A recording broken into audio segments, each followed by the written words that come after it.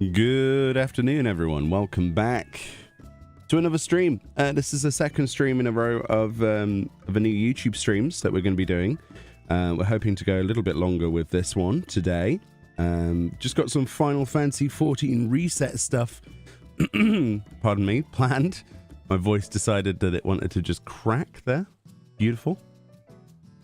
And yeah, gamers, it's 4 a.m. time for a Meoni stream. I know for a fact that it shouldn't be 4 a.m. for a lot of irregulars, but I do apologize. It's very difficult to match everybody's time zones. It's just never going to happen, which is why the VODs exist. Yay, VODs. They will save my existence. Otherwise, I'd just have to stream 24/7, and then I can't imagine that being very good for my health. But yeah, welcome on in. I hope everyone's good today. Like I say, we're going to do some reset stuff today, and yeah, and go from there. There's also the discussion to be had about the Pax East stuff, so we'll look at that in a short while. I want to go through some of the questions that people have come up with and see what sort of standard we're looking at for live Q&A that's set for Pax East, because if you don't know anything about that, I just threw out a quick video on that. I just wanted to try and give that as much viewership as possible, because the more people we have that submit questions, and the more people go and curate that and press the like button on the questions that they really want answered, then the better the quality of the pot of questions is that Yoshi P and Michael Koji Fox will be able to draw from, right? So that's the real important thing, is making sure that those questions aren't just do turtles swim backwards. You know, it needs to be something, you know, I don't know why that was an example. Why would that be an example? That doesn't make any sense. Why is sky blue? You know. But there's already some really great questions on there. So we'll have a look at through those in just a while. But yeah, let's just do some reset stuff. I'm on Blue Mage, aren't I? I think that's the last thing we did this weekend. So recently I've been doing a lot of the Blue Mage achievements. So that's the thing I've been doing lately in 14. So one of the things I acquired was the Blue Unchained achievement, which gave me the Unbound Blue title, which is for doing Mightier Than the Dragon, Mightier Than the Raven, and Mightier Than the Dreadworm, which involved us doing basically all of the more annoying fights in the coils on Blue Mage. And you have to do them, I need to remember exactly, yeah. So you got to do it, only Blue Mages, Silenced Echo turned on, and it has to be unrestricted party turned off. So it has to be synchronized, basically minimum item level, Silenced Echo. It is a lot of fun. It sounds probably for some people like an absolute nightmare, and I can completely understand that would be, you know, the first knee-jerk reaction would be, oh boy, more Blue Mage content. How is this going to work? But realistically, it comes down to a really basic rotation. And yeah, it's fairly enjoyable. And then you've got the final sting combo. So the thing we're working on next in our little group, that we do every Sunday, we do this. Where is it? I need to work on some more of these achievements. I'm slacking. I haven't got all the achievements that other people have. Let's see. It's not that one. Minor Horde. I think it might be this stuff. Burden of the Sun. I think we're working on, you know, we're doing Manipulator, aren't we? Might have been the Manipulator. So that's the thing we're working on at the moment on each Sunday. We only had our first sort of half an hour go at it on Sunday, unfortunately, because of time constraints and people's, decision of content. But apparently that's one of the easier ones. And then apparently the hardest is Brute Justice, which I can imagine. But the final sting, section on that is 30%, I think. So you can final sting the boss and kill it from 30%. So as much as it sounds hard, I need to see it to believe it. And then I think the second one we're going to do after Manipulator is A12S, because apparently that's easier than Brute Justice. Does that make sense? I would have thought it would be the other way around, but welcome to Blue Mage, I suppose. But yeah, we're not playing any Blue Mage today. I just thought I'd let you know what I've been up to. But I think the first thing I want to do is probably go and horribly craft my way through my weekly. Just get that out the way as fast as possible. But how is everybody? I hope you're all well. Your only question for Yoshida-san is, butt sliders when? Ooh. I'm tired of using the 2B leggings for everything. Are you though? The 2B leggings are justice though, right? Yeah, I do agree with you. Just not just with butt sliders, but across the board, there needs to be more character customization options. So for a game like this, the way forward, in my personal opinion, some people will disagree with this, is not to just add more and more races, which I know that they're not doing, right? Apart from female Rothgar, whenever that comes out. We still wait, by the way. It's to add more character customization options, not just hairstyles, but we want face options. Currently, there's what, like 5 or 6 faces? Whatever. I can't even remember how many face options there are. But it would make... Just that alone would make it easier for you to walk through the game and not just see a clone of yourself. And that's fine. There was recently a thread about somebody getting really hostile, like, you've stolen my glamour and character creation, blah, blah, blah, blah, blah. I saw this on the forums. I was like, whoa, what? This person just suddenly attacked someone for looking like them and having, like, the same character, basically, as them. Yeah, but you can't do that. Because there's literally, it's abusive and, you know, against terms to be that horrible. But also, B, it's impossible to look unique. It really is.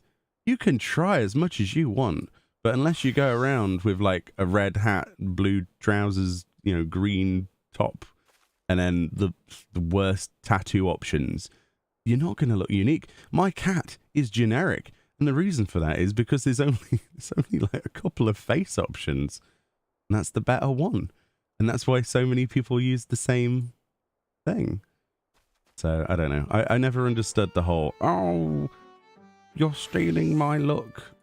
No, it's not possible. A lovely box of pretty, oh, not this again.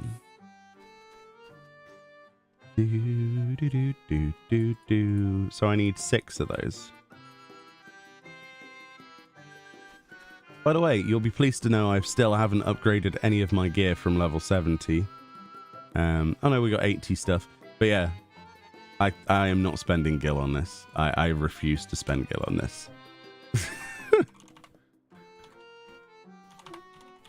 Last week we had just people face palming at the fact that we hadn't upgraded that.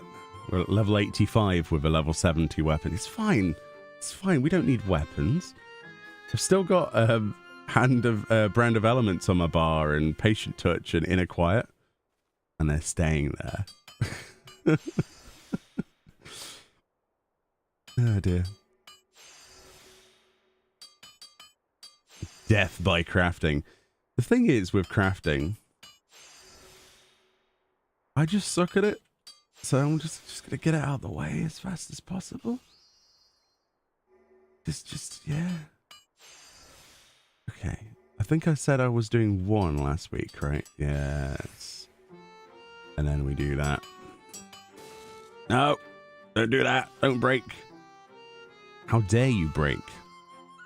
That is my least favorite option that you could have done.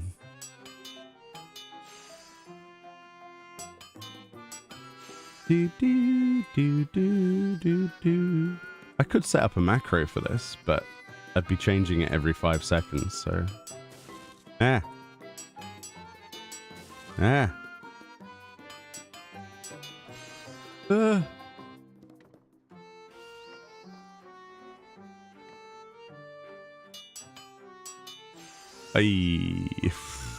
Had it all along.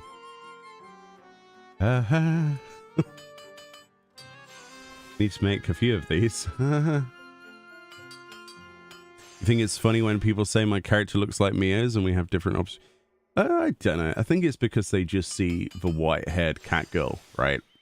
I think that's what it comes down to at the end of the day. I don't think enough people actually zoom in on their characters, which is fine because most of the time all you see is the back of the head of a character, right? You know, when you're doing dungeons and stuff. Not many people probably zoom in as much, but I do. So I'm weird. I like looking at people's characters. Oh, we might have pushed that a little bit too far, actually, look. Yeah, I hope everyone's good today. Hope your week is treating you well so far. I know it's only Tuesday, but, you know, nearly halfway, nearly. Already. So later on tonight, there's actually, I believe at 7 p.m., there's a Square Enix livey streamy thing. I don't know what's going to be on that, but I will be watching it. Oh, wow, we actually did 2 in a row. We're getting slightly better at this? No, impossible. Impossible. There's no way that I've actually gained any skill and understanding of a 5-button rotation. Impossible. Hopefully they show some like 16 though, or something. I have absolutely no idea what they're going to show though, so... You know, my dream would be another crossover announcement. Honestly, it's something like PAX. Like another Monster Hunter collab or something. Like, I really, really enjoyed the Monster Hunter collab. You have no idea. Well, you probably do if you've watched my videos, but I think that was probably one of the best collab projects they've ever done. Easily. Because not only did it add a new type of encounter to our game, which was amazing, it also added like loads of great things for the Monster Hunter game as well. I don't know how many of you actually did Behemoth in Monster Hunter World, but it was no joke. It was absolutely no joke. It was fantastic. So I'm hoping, praying for another collab of that kind of ilk, of that scale. Now, what everybody would like at the moment would be like Kingdom Hearts and maybe Final Fantasy VII Remake and things like that as crossovers. And I'm sure they're well aware of that. But there was also the, you know, the pen chance for another Monster Hunter crossover. They didn't say that they would never do another one. They were happy with the feedback they got, so I don't know. I kind of like want everything. I think the problem with me, though, is that I've been around for every single Yokai Watch event. I've been around for every single Garo event so far where it was supposed to end many years ago. I would like something new, really. Like the Dragon Quest event is okay, but I wanted more from it, you know. I'm always wanting more. I'm a very greedy consumer. And I think I represent quite a few people who have the same feeling. At all costs, I think that crossovers are a very helpful and healthy thing for a game to do. And it just inflates the player base.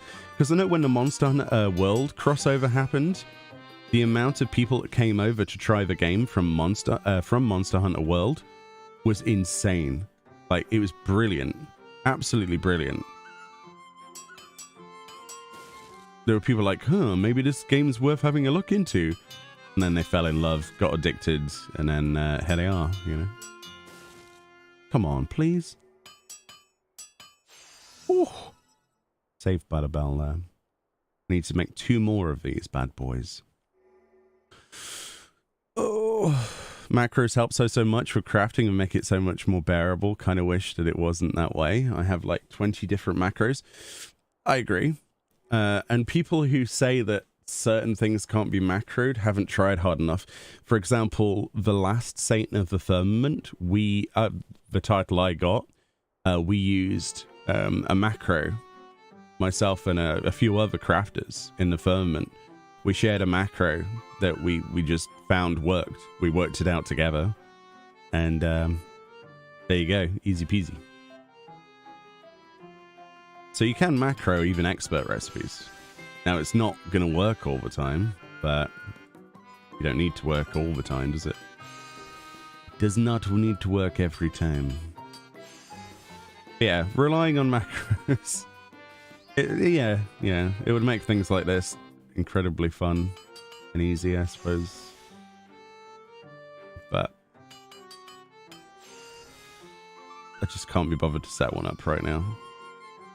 Especially when we haven't leveled stuff up, you know.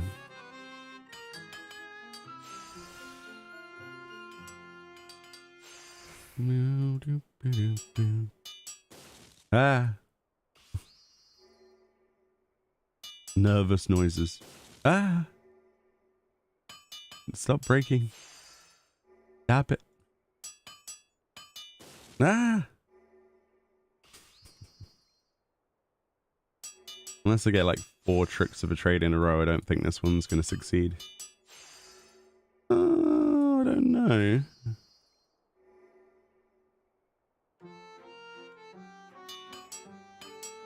Ah. Hey. With 0 durability finishes on nearly every single one of these so far. Maybe I should upgrade my weapon from level 70. I don't know. The challenge is seeing how far level 70 crafted gear gets you. At level 85. It's good fun. There's literally no reason to do this because I've got plenty of gil. But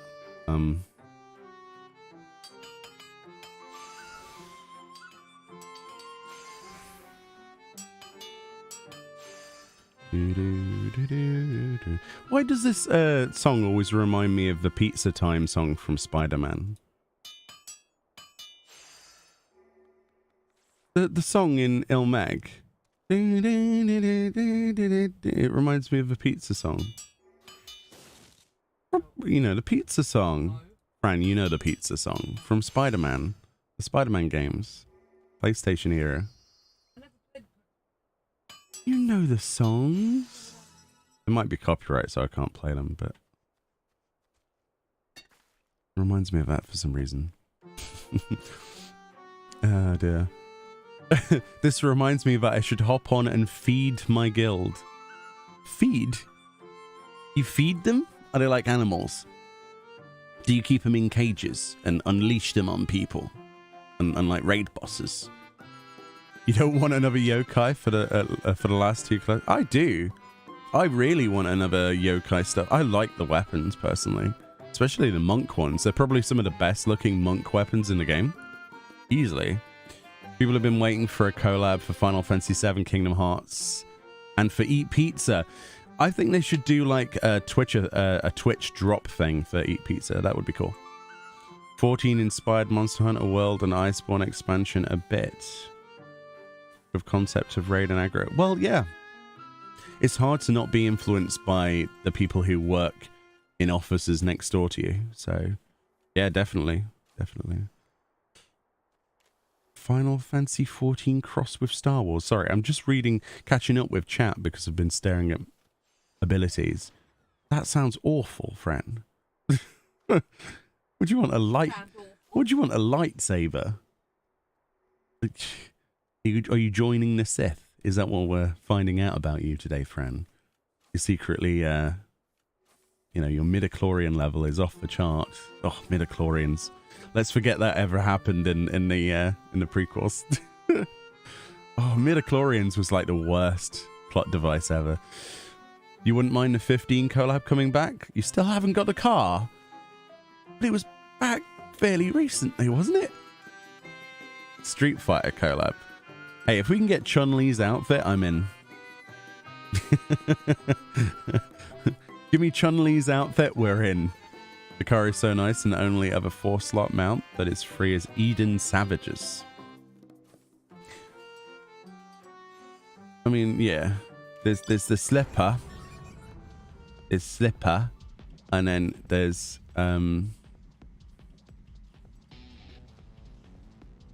why have I drawn a blank in my head?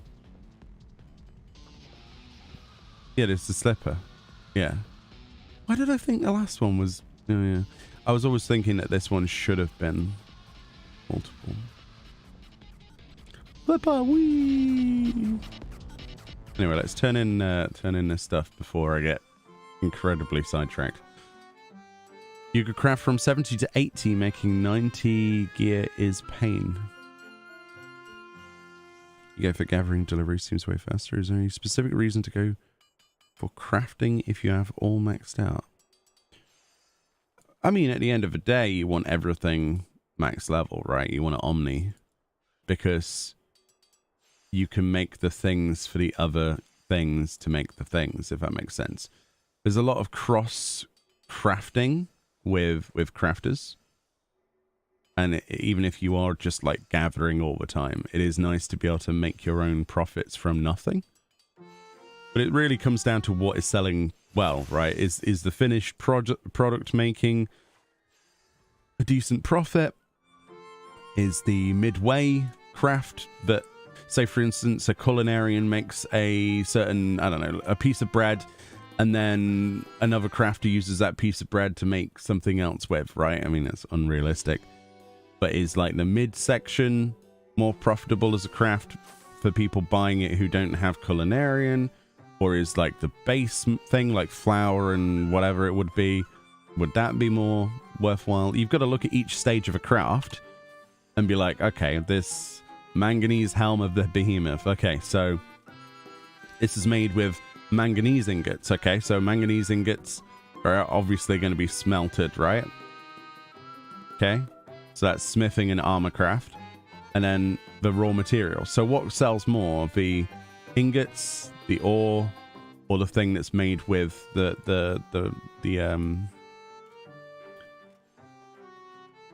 manganese helm of a behemoth, right? And the same can be said for, like, not necessarily the zircon, but alkahest, for example, grade 5, right? So this alchemy recipe, no? So you just look at the stages of something, especially things that are used for leveling as well. A lot of people make their money through things called leave kits, where they just create one, like a set amount, everything you would need to get from 80 to 90, for example, or 70 to 80, or 60 to 70, and they sell that as a bundle, and they announce that in like a trade, well, not trade chat, obviously, in like a city, and people will buy that instead of going through the whole thing. But you can also make profit off of the mid stages, and that's just like basic crafting. If you want to go for stuff that will make you any kind of gil, you go for the level 90 stuff, right? The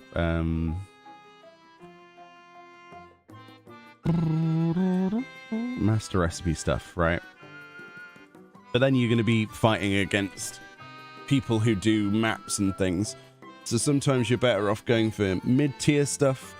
Glamour is a great way of making money, and endgame stuff as well.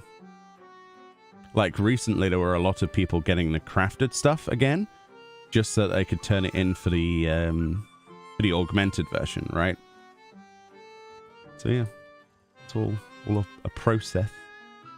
Did we turn in all of these? We did. Okay. Did I not get an achievement this time then? What's the next Andon achievement? Where would he be? He'd be under... Would he not be under quests? Oh, crafting. Yep. Well, maybe he wouldn't be under crafting. Friend, do you know where they keep the achievements for, like, custom deliveries? I'm struggling to find it. Is it under character? No. Mastering magic. I guess, but wouldn't that be just too generic? Mastering life of adventure. You also have Culver Craft Sure FC's food and slowly climbing up to 90. That's the way to do it, definitely. No, here it is, I think. So it was under general. So, isn't there a higher thing for turning in repeated stuff with Andon? I'm confused. There's the satisfaction levels, but where's the, like, Chloe's best friend and stuff? The recommendation? Oof, we're a long way off that. I don't generally know where they would keep it. Items? No. Maybe under here? No? I'm surprised that it's not under the crafting sections. I can't see it under quests either.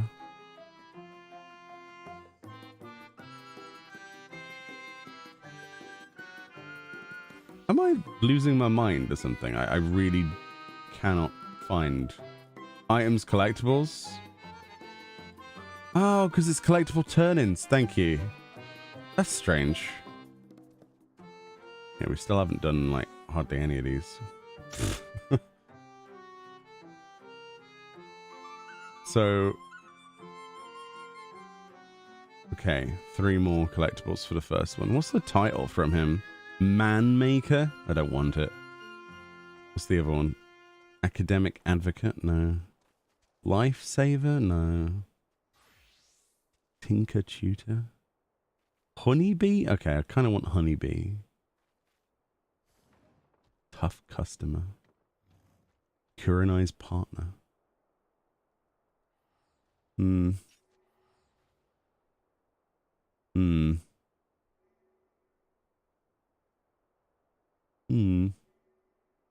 Nothing of interest.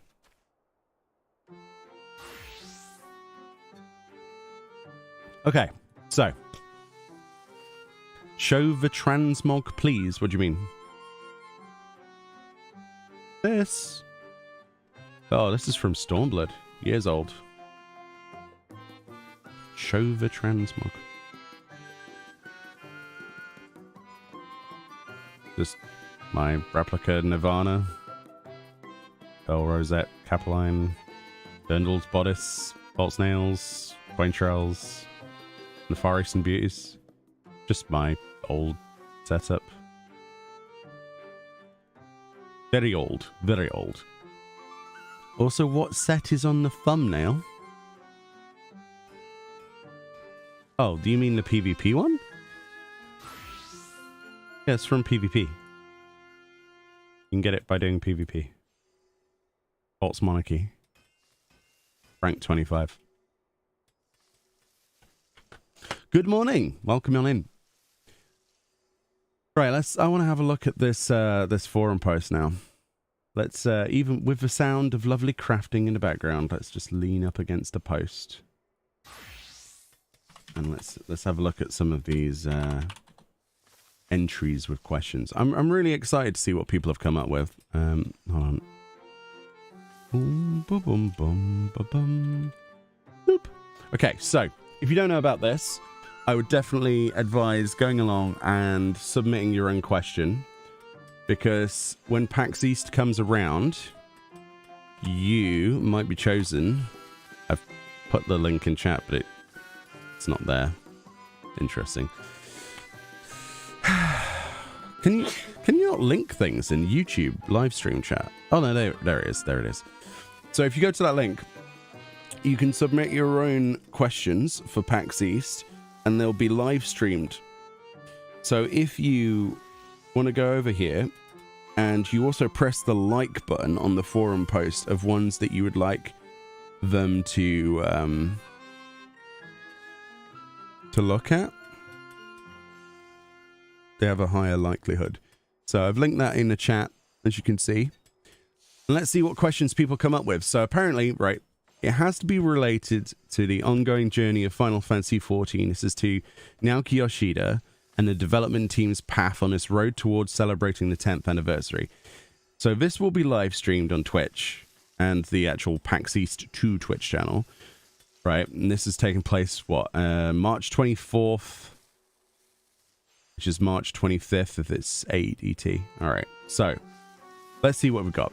First person, unfortunately, my capture has deleted off the person's name. Valfreya says, when will we get Blue Mage PvP? That was the first thing I looked at earlier. And honestly, Blue Mage PvP sounds fantastic. It's something I personally think would freshen up the job. Limited jobs, in my opinion, don't have enough to sustain them in any reliable way. Even though I've been doing like the achievements recently as well with a small group. Each Sunday we've been doing like the coils achievements, and we're trying to get the mobile mount, right? But apart from that, there needs to be something that attracts the general populace to Blue Mage, not just this group of people who wanted to do quite kind of difficult stuff, right? And synchronized stuff, right? They need to bring somebody into Blue Mage and go, oh, this is awesome. I have the feeling of power between my fingers. I can destroy things and be destroyed as a result of this as well. And I think PvP is the answer to that, because there isn't enough for the general person to access. Now, you might say Mass Carnival. That's not enough. And if you think you could play an entire job in this game as a main job with just Mass Carnival, you're wrong. That is not something anybody does. They might dabble in it, but there's no way that's all they do. Impossible. Hello, with the upcoming graphical changes, are there any plans for us to get a character creator overhaul? Yeah, that's one of the biggest things I hope for personally in 7.0 as well, is the idea that we could get new face options, not necessarily new hairstyles, because they're adding those all the time. I'd like new face options to go, with the texture updates that we're getting. It'd be a great time to be like, hey, so let's give them a few extra options here. I'd expect like 2 or 3 extra faces, anything to add to that. New eye types, maybe even some ways of making your character look like they're from different parts of the world, cultural identifiers as well. That would be great. Different hairstyles. So recently, what game was it that people were praising for having better hairstyles? I forget now. That was a pointless thing to bring up. But yeah, more access to, making your character look how you want your character to look. And honestly, for a character creator, our game is incredibly out of date. Incredibly out of date. So I would hope, like with Shoreen here, that they would address that in 7.0. Saishiro says here, when will we see the new Flame General, Pippin Terrapin, in action and learn more about him?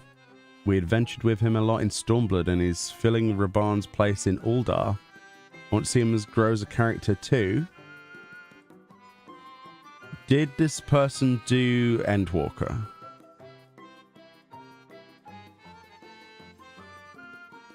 I'm sure we'll see more Pippin, but yeah, Pippin has a big role in Endwalker.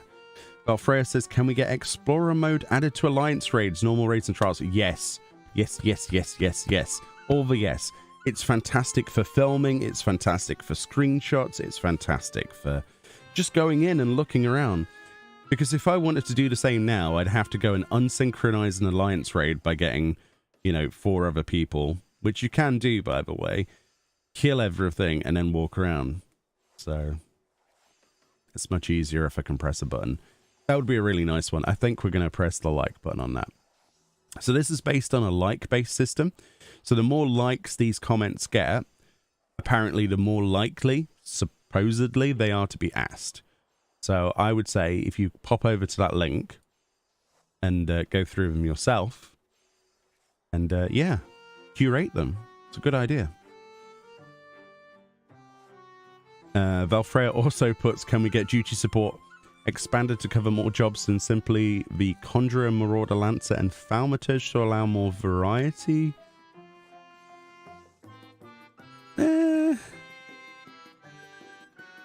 See, the thing is, the reason they chose the base classes was because they're probably the easiest to like code in, because they're very simple classes right at that point. You know, they have like 4 abilities ranging up at certain points, and then you have like the proper duty support system after that. I don't know about that one. I don't know. I don't think there needs to be more variety. I think they've done a really good job with just providing a single player experience that doesn't suck. Recently, I've been playing on the Korean Final Fantasy XIV, and I've been leveling a new character. The reason I did that is I wanted to put myself into a little bit of a bubble of uncertainty where I had to rely on single player progression. I thought that was the best way, instead of me knee-jerk reacting to, you know, asking people because I don't know Korean. And so far, I've really been quite impressed with the new player experience. It's quite good. How do you feel about shell FCs? That is players that exploit a loophole to purchase multiple FC plots, entire wards at times, on a single world for the purposes of abusing workshop submarines. Abusing workshop submarines. I mean, it's a good question to ask Yoshi P, but it's probably going to be one of those nightmare situations, you know? It is a problem. It is a problem. Every time you go through a ward and you see on the list, like, the same person owning 20 places. But if it's available to be done, people will do it, right? I don't know necessarily if it's an exploit. You'll have to let me know. I have no idea how they do it. I thought it was just with lots of alt characters and alt accounts, but I don't know how it's done. So I suppose that is a question of worth. Interesting. Are there any immediate plans for content updates for Blue Mages, says Nice Guy. Yeah, see, look, this guy's got it. A lot of people are going to go down the Blue Mage route. He also says, are there any plans for instance housing areas so that everyone is allowed a chance to own a house of their preference instead of playing Housing Lotto Ultimate? I think that this is going to be one of those probably hot take moments. I don't think that the housing system as it currently is a problem compared to how it used to be. I think a lot of people are probably not aware of what the game was like before, where you had to sit and click a placard and hope that there wasn't a bot clicking it at the same time as you. And you would see these like placard bots go out, and then they would just like macro. Their head turn would click on the placard, try to purchase it. It got declined. They'd look down, and then they'd look back up again. And that happened for hours and hours and hours. So the way I got my house, I had to basically click a placard myself for 8 hours. And I was sat there, and there was a load of other people. And, you know, occasionally you just had these people appear out of nowhere. They'd walk up, they'd stand in exactly the same spot, which was really suspicious. And then they'd be like clicking it super quickly. So, but I managed to get lucky and get my house. I'm very pleased about that. But yeah, a lot of people have had issues with that. But the housing lottery system isn't perfect. Don't get me wrong. I just think it's a much fairer way of doing things than they had before. So when it comes to overhauls to housing, it might be a little bit premature to say that it's, you know, that it's a bad system. I think it's a system, and I think it has its benefits, especially after being somebody that's played this game for too long. You don't know why workshops are only FC only anyway? Well, that's the thing. Yoshi P did say at the latest live letter, they did announce, I'm pretty sure, citation needed, but there was a moment where he said they're looking into personal housing having access to workshops. So that would fix a lot of that issue. but at the same time, they would still have lots of places. Hey, Toby. Hey. Let's hope we get access to having ears poke out of hats for Vieira and other races that can't wear hats. Oh yeah, that would be the dream. I'm still fighting very much on the side of Vieira's need equality, and so do Rothgar. I don't care how many people hate me for that, but I still think don't add a new hat to the game unless you've thought about this. It's like when we have new event items added, they're great, I love them, but I always feel really, really guilty and sad that 2 races that have been in the game now for over 2 years have less access to the same outfits. It's kind of yeah. You can confidently say it became better than it used to be. I actually won a small plot in Imperium. Oh yeah. In the latest update, there was 1,800 houses added per server. 1,800 houses. Now, yeah, of course, there's going to be some servers that are more, I don't know, sought after than others. But, you know, for example, there was a house plot opened up next to where I live recently. And 4 people entered the lottery. 4. Do you know how many people would have wanted that plot prior to the update? You know, for the housing update? Like, there'd be like 60, 70 people in one area clicking a placard. So it does show you that they are working well. And this is on Ragnarok, right? We're a legacy server. We have quite a high population. But I know for a fact on Cerberus it's the same, you know?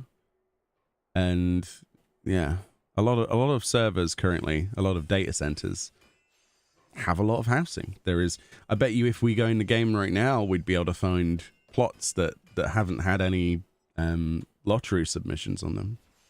Or if they have, probably like one. Dude, any. Yes, I agree. So let's go next.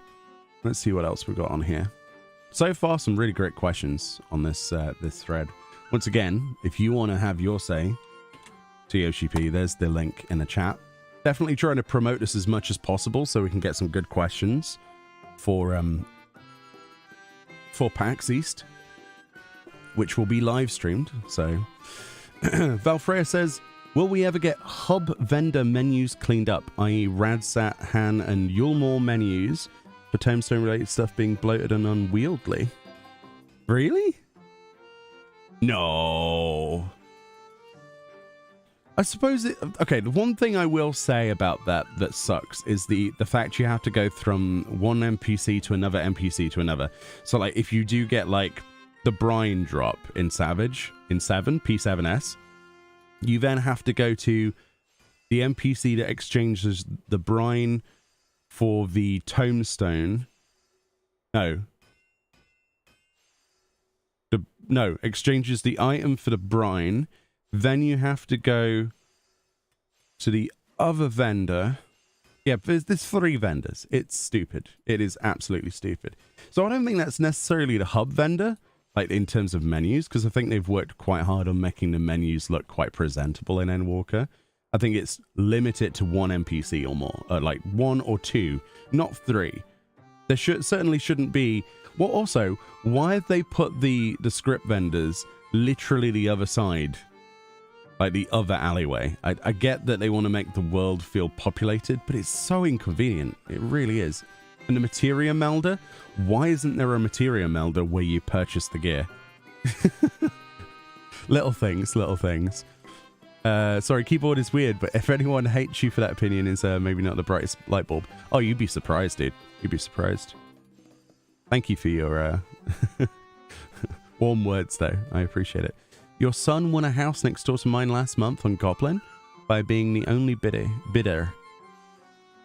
Priority plot in Mist. Oh, nice. Congratulations. That must be lovely, then. Yeah, I was kind of hoping that I'd get somebody I knew to buy the plot next to me, but RNG. Mr. Rama says, go to this submenu to get this upgrade. Go to this other NPC to... Yeah, it's more going between the NPCs, I think, than it is the hub like the menus themselves. You curious to know if they ever do anything with Eureka or now to become older content? Well, I still think that Eureka needs a Phoenix down. I made that video a long time ago. The only thing that's keeping Eureka afloat is the occasional people getting nostalgic to finish off more Eureka weapons, or Baldessian Arsenal, which involves them going through the other Eureka instances to get there. But I think it's about time they did some solo leveling kind of synchronization thing. Like up the amount of damage you do or something. I don't know. Unlock the levels, perhaps. So you're not synchronized as much. Especially High Dartos. High Dartos is quite painful to level in still. But yeah, unless you grind the same mob over and over again, but nobody wants to do that. Pax East says, I saw in a post not so long ago someone asking an AI if it was possible for a Lalafell to be able to eat an entire chicken in a single sitting, and working out size differences. The AI came to the answer of no, however it stated there was no official law answer. Could we maybe get an official answer on this today? If a Lalafell could indeed eat an entire chicken whole in a single sitting. Yes. The duty support system will have has been fantastic for players. Has been fantastic for players who want a solo experience. Throughout our journey, my girlfriend and I used duty support before playing with other players to preserve a first-time experience. We just wish we could group together with our favorite characters too. Will duty support ever allow 2 or 3 people to play together while having characters we've met? Oh, so like to make up so you don't have to deal with other people? No, you see, I've got a strong opinion on this. So first of all, I think that the game was correct to allow you to do everything solo up to a certain point. I think when it comes to picking and choosing between AI and players, you're going to have a bigger problem. I think that, I don't know, it just feels like you're trying to alienate the community. And when you do eventually get to the point where you do play with other people, I don't know, a first time experience with no players. I see, I'm not sure about that one. I don't know if I like the idea of you just being like, okay, well, we've got 2 people, let's fill the rest of the group with AI. That could work if you're like playing at like 4 in the morning or something, or 3 in the morning, but as an actual choice, I'm not sure about that. I'm torn. I am torn. Why was Meoni forced to stop using his VTuber avatar? Because people got very toxic at me. Very toxic. But yeah, we won't dwell on it. It's fine. Players seem concerned about jobs getting simpler. This is a very important question. Have you thought about simple mode and an advanced mode, which returns Stormblood era things like Blood of a Dragon and... Okay. So the first thing, this bit, is an important issue with Final Fantasy XIV that needs to be addressed, and there needs to be answers to. This bit, I disagree with. So, yeah. It's an okay thing. But realistically, though, that first point, with the upcoming changes to, like, Dragoon and things like that, do you think they'll move closer to making it more like the PvP version of Dragoon? Because quite honestly, Gunbreaker, the homogenization between buttons has happened there. We've had, you know, Black Mage homogenization. It's only a matter of time before they simplify things even further. I'm talking about the button combos where you press one button and it acts like 3. So you just press 1, 1, 1, and that's your combo because it changes each time you press it. Do you think they'll do the same thing with Dragoon? Because that is a big concern. A lot of the people I know, in at least the Savage content, and some of the people I know higher than that, some of my colleagues and fellow creators have voiced their opinions that they don't like the idea that the game is becoming simpler at the end game. It is a worrying concern, because if the people at the end game are going to get more bored between the patches and they're simplifying the jobs, it could be a bad thing. Now, button bloat is a really big topic as well, but I don't think the two are the same. Because you could argue the reason that they simplify things is so that you don't have those like 4 buttons taking up the place of what one could. However, it's the act of actually pressing those buttons in the correct order that makes that combo work whilst moving. It's easier to just spam one whilst moving your character out of AoEs than it is to do a full rotation.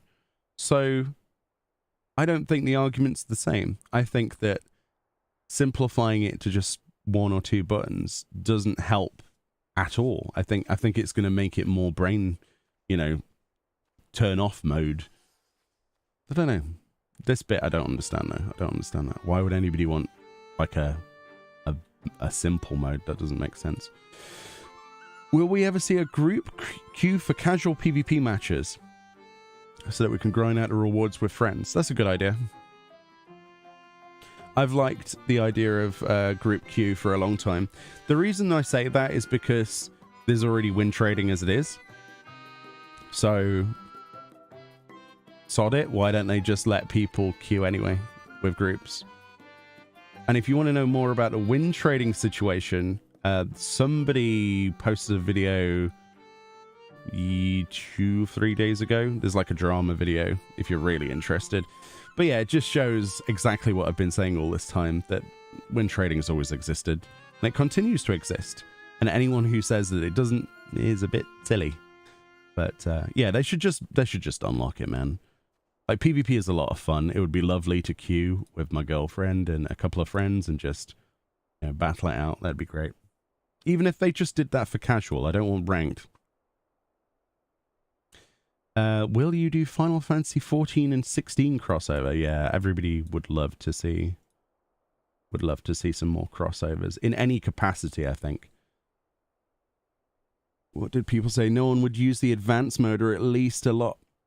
Not a lot, because most don't want, pardon me, to make things harder than it has to be for themselves. Oh yeah, if I gave you 2 options, okay, here's chocolate, right? Here is salad, okay? You've got to eat this and only this for the rest of your life. Which do you choose?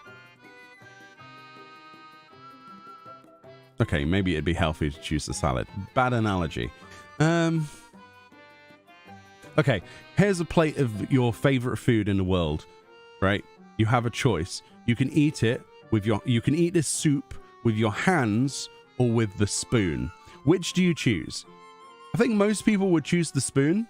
I think most people wouldn't eat soup with their hands, and that's the same thing as saying, hey, we've got a simple mode or an advanced mode. It's like, no. Because if you go into like any high-end raiding, it'd be like, okay, maybe they'd look at advanced mode, but if you can just get the same GCDs and they're exactly the same and there's no downside to it at all, just as a way of making it easier, people are going to choose the easy option, because people will choose the easy option every time, but nobody will want to eat soup with their hands when they can eat with a spoon. That's a great analogy. I like that one. Hold on, I'm just going to take a drink.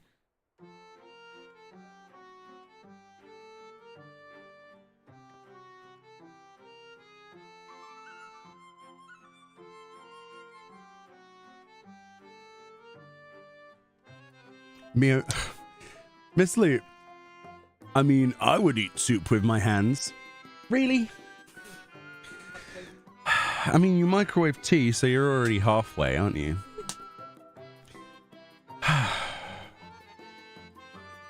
You know the term skating to hell?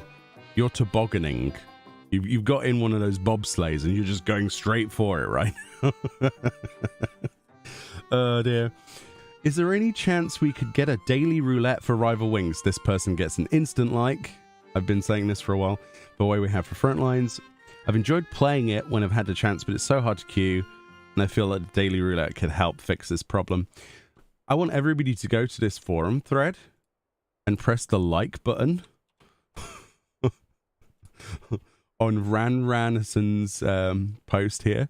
Because if we could get an actual roulette for PvP that included other bits of PvP that never get seen, I might actually get my mount, and so might you. So go curate this page, press the like button. Apparently, the more likes they get, the more likelihood of those questions being filtered in. So this is the question, I think.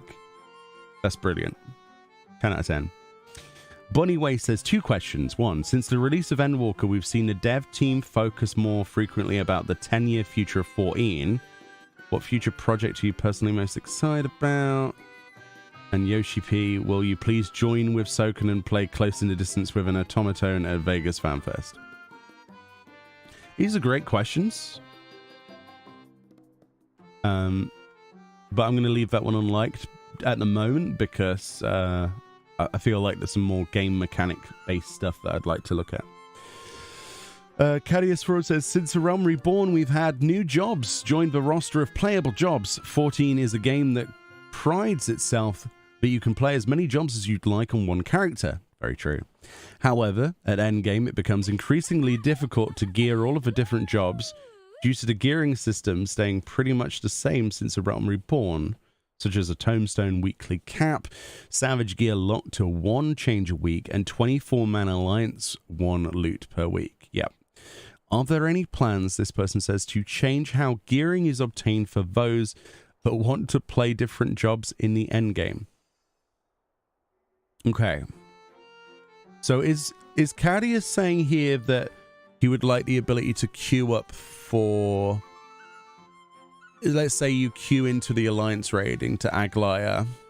Sorry, not Aglaia, to Eurosine as a white mage. And you get your 1 piece of gear for the week. Is Cadius asking here if it would be possible to then him come in on a subsequent run that same week, so like a minute afterwards, with his summoner and have access to another 1 piece of loot for the week, but only for summoner gear? Is that what he's asking here?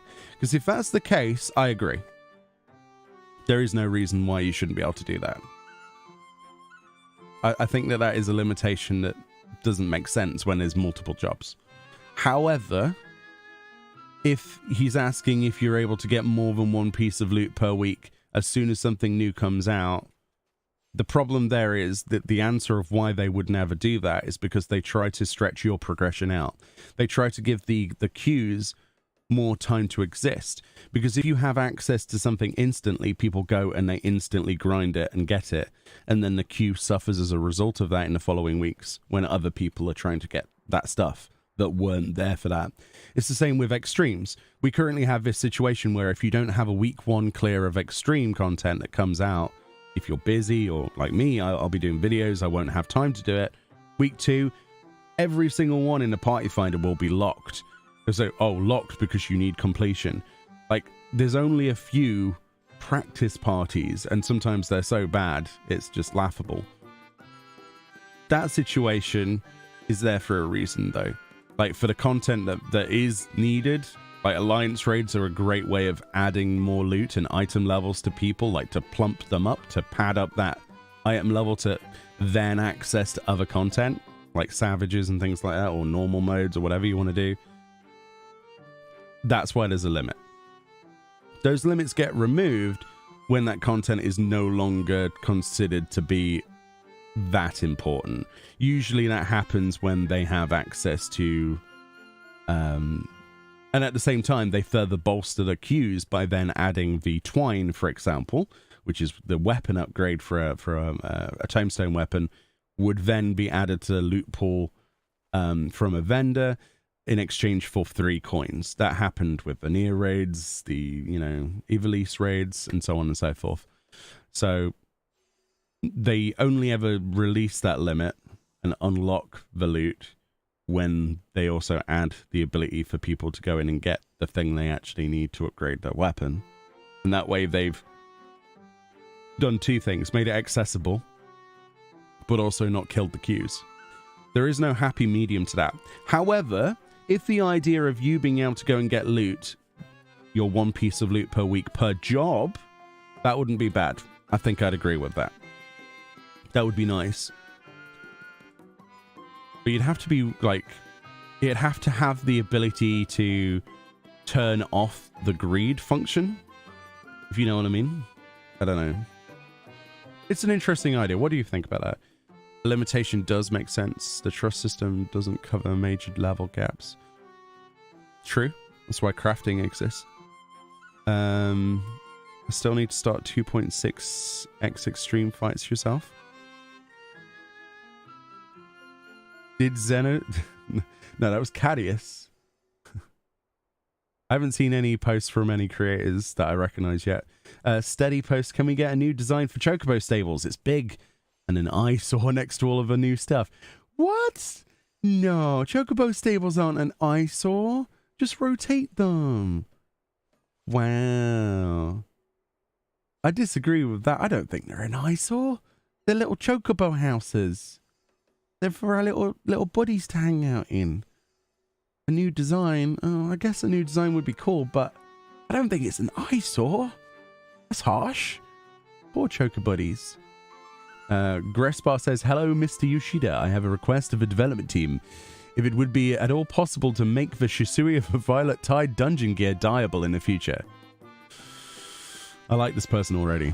I know the Eastern Fair Goes attire is very similar to the Shisui of a Violet Tide dungeon gear, but it's lacking key features. That's true, like the flowers and stuff.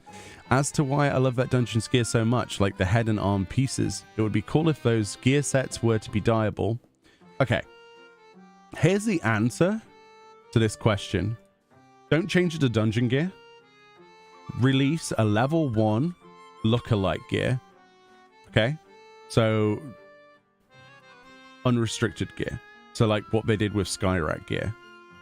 Do that slowly over time with previous dungeon set gear, which is what they've been doing. But do it with Shisui. Easy peasy. Yeah, like the Sky Pirate stuff. Then everyone has access to it. It's fully dyeable. And it's exactly the same from a dungeon, and you can wear it on whatever job you want. Perfection.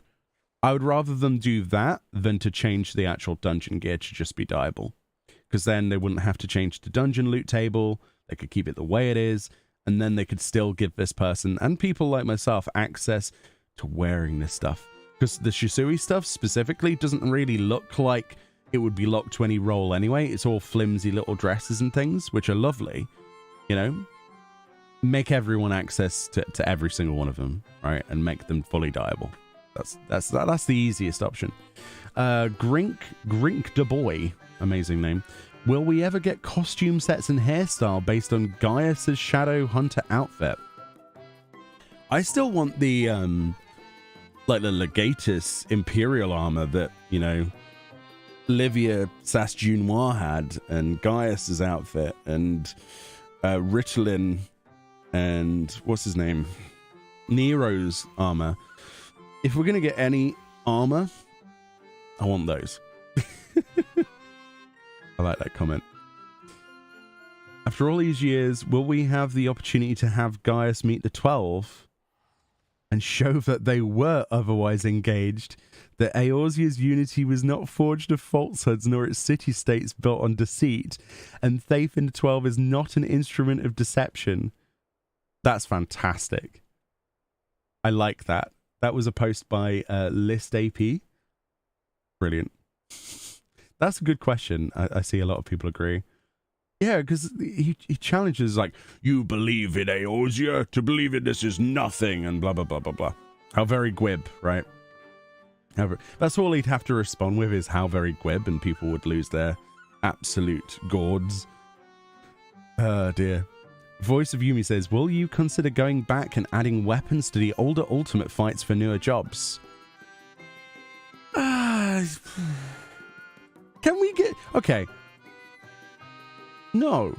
I'm going to say no, because they don't do it with the other content, so why would they do it specifically for ultimate? Not to be a bit of a potato here. It would be cool, but since they said they're not going back and giving us, like, basic stuff like Ifrit weapons for Sage, etc. Why would they do... No. Next. In the 10 years since the Realm Reborn launch, you've had several very talented voice actors who are also phenomenal singers. For the 10th anniversary, has the development team ever considered recording character songs for members of the Scions? Other adjacent main characters, Gaius, Fordola, Xenos, and Emmett Selk, etc. This is from Zeev. Can you imagine? What would Gaius sing about? Would it be like a musical? They could do like Final Fantasy XIV, the musical. The hills are alive with war machina. There we go, that's what it'd be. The hills are alive with the sound of dead people.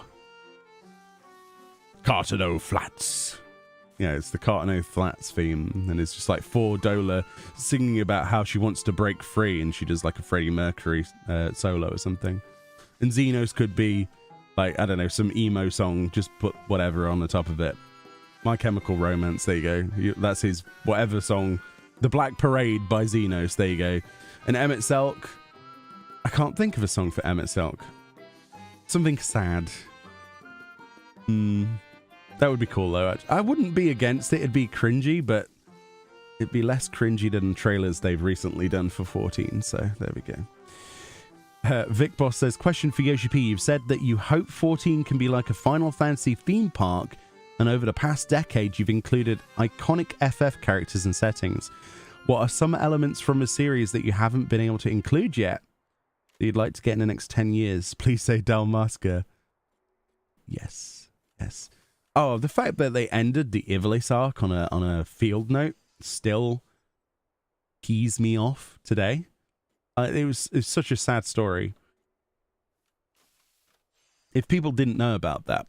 So, you know, the whole Bosnia thing and the Ivalice storyline that they did the Alliance raids off of and everything else. So you might wonder how it ended. If you get the last field notes, it tells you how it ends. I mean, I'm not going to spoil it here for you, but they ended it in a field note. Matsuno deserves more than that. Come on. You can't just do this. You can't end such a fantastic side arc with just like, oh yeah, that's it. Great. Oh dear. Armblue says, I love Magitech and I love Allag and Garlemald. Would it be okay to have the Imperial Centurion armor? Yeah, exactly. Like this is what we talked about earlier. More armor the better. Haven't they added weapons for newer jobs for older content? I think they did some dungeons. Okay. Kefka, you're correct in regards to the extremes. In terms of craftable glowies. So like, but not for stuff that wasn't available at the time. They have done for some dungeons. For example, when Ultimate Omega was announced, they placed the Omega weapons for a Scythe and New Lifts in for Reaper and Sage into the normal mode. But the only reason they did that is because they needed a base model for the ultimate weapon anyway. So in terms of backdating, they've not really gone back and backdated. Like you can't, for example, get, can't get like a Shinryu set of new lifts and stuff, which is also why Reaper and Sage and to some extent Dancer and, just still don't have the same amount of glamour available to them. But yeah, you are correct in some places. Yeah, absolutely. I would love to see if they did more, but they've gone kind of on this whole like fixed standpoint of not doing it, which is really weird. I might request a few things like salvaged, beat-up looking, unlabeled Garlean armor that you can only get from Garlemald Restoration. Garlemald Restoration, you're already making me get goosebumps from that idea. At least they ended it. They could have just not. You are true, Jedi Burner. You are true in this statement. However, I wanted a cutscene. Reading the field note, right? Again, I'm not going to spoil it for people, but if you read that field note, your mind wanders into the same place that the field note. It's like the finest piece of writing that you've seen that could have been put into a cutscene. Just any kind of cutscene. Even if it was just like stills. But there we go. Oh dear. Right. Ryan Kuslin says, during the 10 years of 14, PvP has been dramatically changed, and while some of these changes have been the result requested by the fans, the separation of a PvE hotbar and PvP hotbar, Paladin cover in Onsol, Hakir, etc. However, some changes have not been requested by the fans, such as a recent reduction of skills from 6.1, the inability to have a pre-made versus pre-made mode, as well as the removal of Feast. During the 10 years, what is the reason behind Mr. Yoshida and the dev team's change that goes into PvP, and how much of the forums between NA, EU, and JP are being considered into their changes? Also, how is Soken doing? So, I mean, obviously not trying to answer this for Yoshi P. However, I think it's fairly obvious to most people that the changes to PvP happened to try and get more people into the content. I think at the end of the day, PvP was not gaining the traction it needed, especially considering they tried at the time with Feast to make it into an esport and it didn't work. The popularity of Feast was tragic, honestly. It was very boring to watch. It was fairly boring to play for any length of time. And the reduction of skills, I don't think that was a bad thing, because it made balance a little bit easier to bridge. Now, it's in no way is it balanced at the moment. I agree. But it's better, I think, than it was. So I think the two reasons that they removed Feast was, one, they were trying to go with an esports PvP focused thing, and two, they wanted more accessibility, which is also why they also at the same time, very early on, lowered the entry level to level 15 for PvP. I think it was. Is it 15 or 30? One of the two. Either way, like 5 minutes of gameplay. So, yeah. The pre-made thing would be nice as well, though, actually, to do pre-mades. But yeah, I don't think the Feast offered anything that they needed to market it, because they were trying to market PvP in Final Fantasy XIV as an esport, and it was never going to be. I can tell you it was never going to be an esport with Feast, because when we went to FanFest Paris, as soon as the PvP tournament was on stage, literally everybody, apart from, I honestly, this is 100% true, about 6 to 7 people sat on their seats, and everybody else went to the merch stand and went and did the other events. Nobody was interested in the PvP, and that was the regional stuff. That was the championship. No one was interested.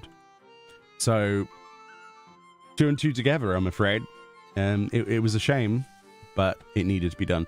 And I really like Crystalline Conflict. I'll be the hugest shill in the world for that game mode. I think it's brilliant.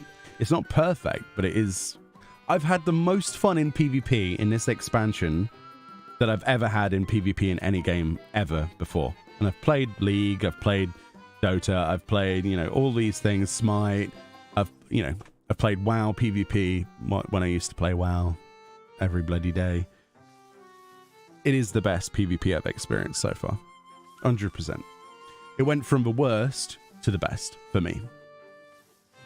Mr. Yoshida, as a Helgard Rogadin player, I'm dying to know, will we ever get more lore about the race? Like a place to explore all of their origins or something similar?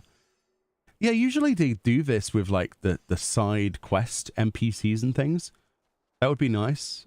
Yeah, cool. More lore questions. I do like lore questions. Usually when they add like a child race, not a child race, a child of a race is what I was trying to say. For example, when we first saw Mikote children, it kind of added a bit more to it, because then you learned about, there was like little speech bubble text and stuff. You walked past them and they were saying stuff. You could see what they looked like.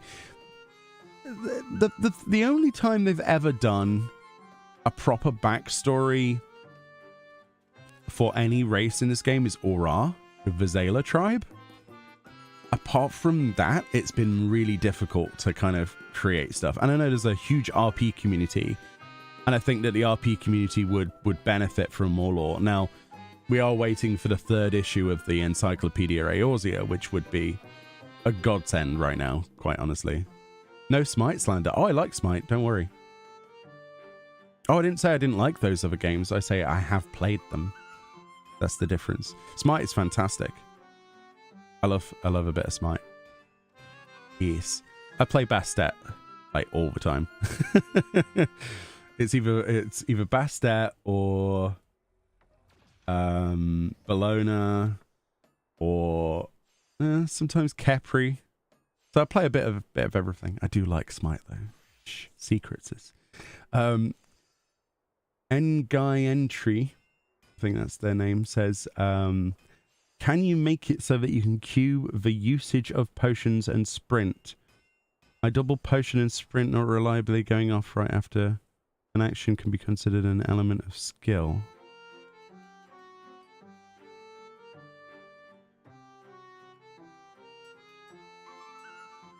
I mean, ability queuing is something that the game doesn't really do well across the board. I think that would be hard to really address at this point. Like 10 years in, or whatever it's been. The same guy asks, wow, another 4 questions from the same guy. Ninja's Bunchin and Phantom Kamataichi are combined into the same button, which is good, but why is it that Samurai's I can't pronounce any abilities. Ikishoten, we'll call it. The Ogi Namakiri, Warriors Inner Release, and Primal Ren, Reaper's Arcane Circle, and Planet of Harvest is also not combined into the same button. So this person's asking for the homogenization of jobs. I know so many people who would disagree with this person, and I'm one of them. Can you add the option to hide the visual effect of Limit Break 3? Yeah, okay. Yeah. Not really. Yeah, it'd be cool if we could have more graphic turn down options, especially the red mage one. Same person asks, can you add the option to make it so that the countdown system counts down every second of countdown instead of the only last 5 seconds?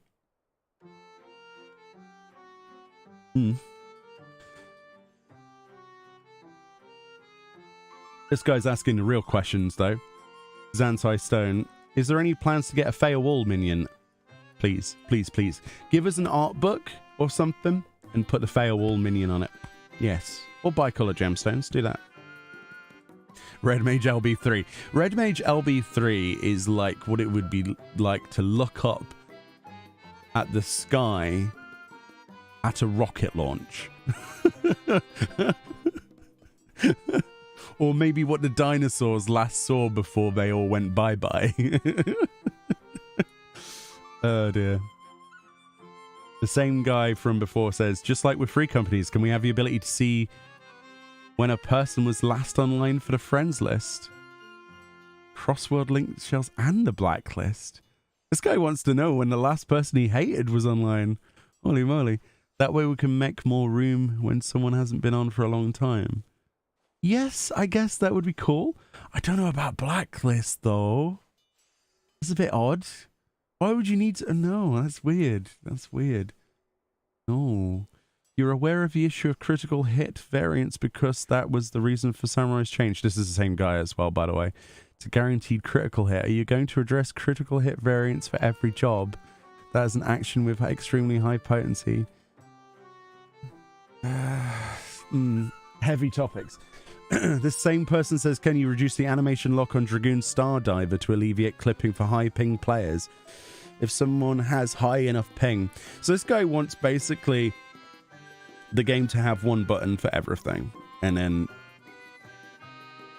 this guy wants the simple mode from before. There's no, it's not a wrong thing to want, of course. I just personally disagree with it. The same guy's posted another 4 times. Holy moly. Do people not know what one question means? Can you reduce the cast time of White Mages Holy so during AoE situations they can weave an OG? No, let's go to a different person. Let's go to a different person. There we go. Division 10 says, I am a blind player. Starting in 2.x patches with the Leviathan fight.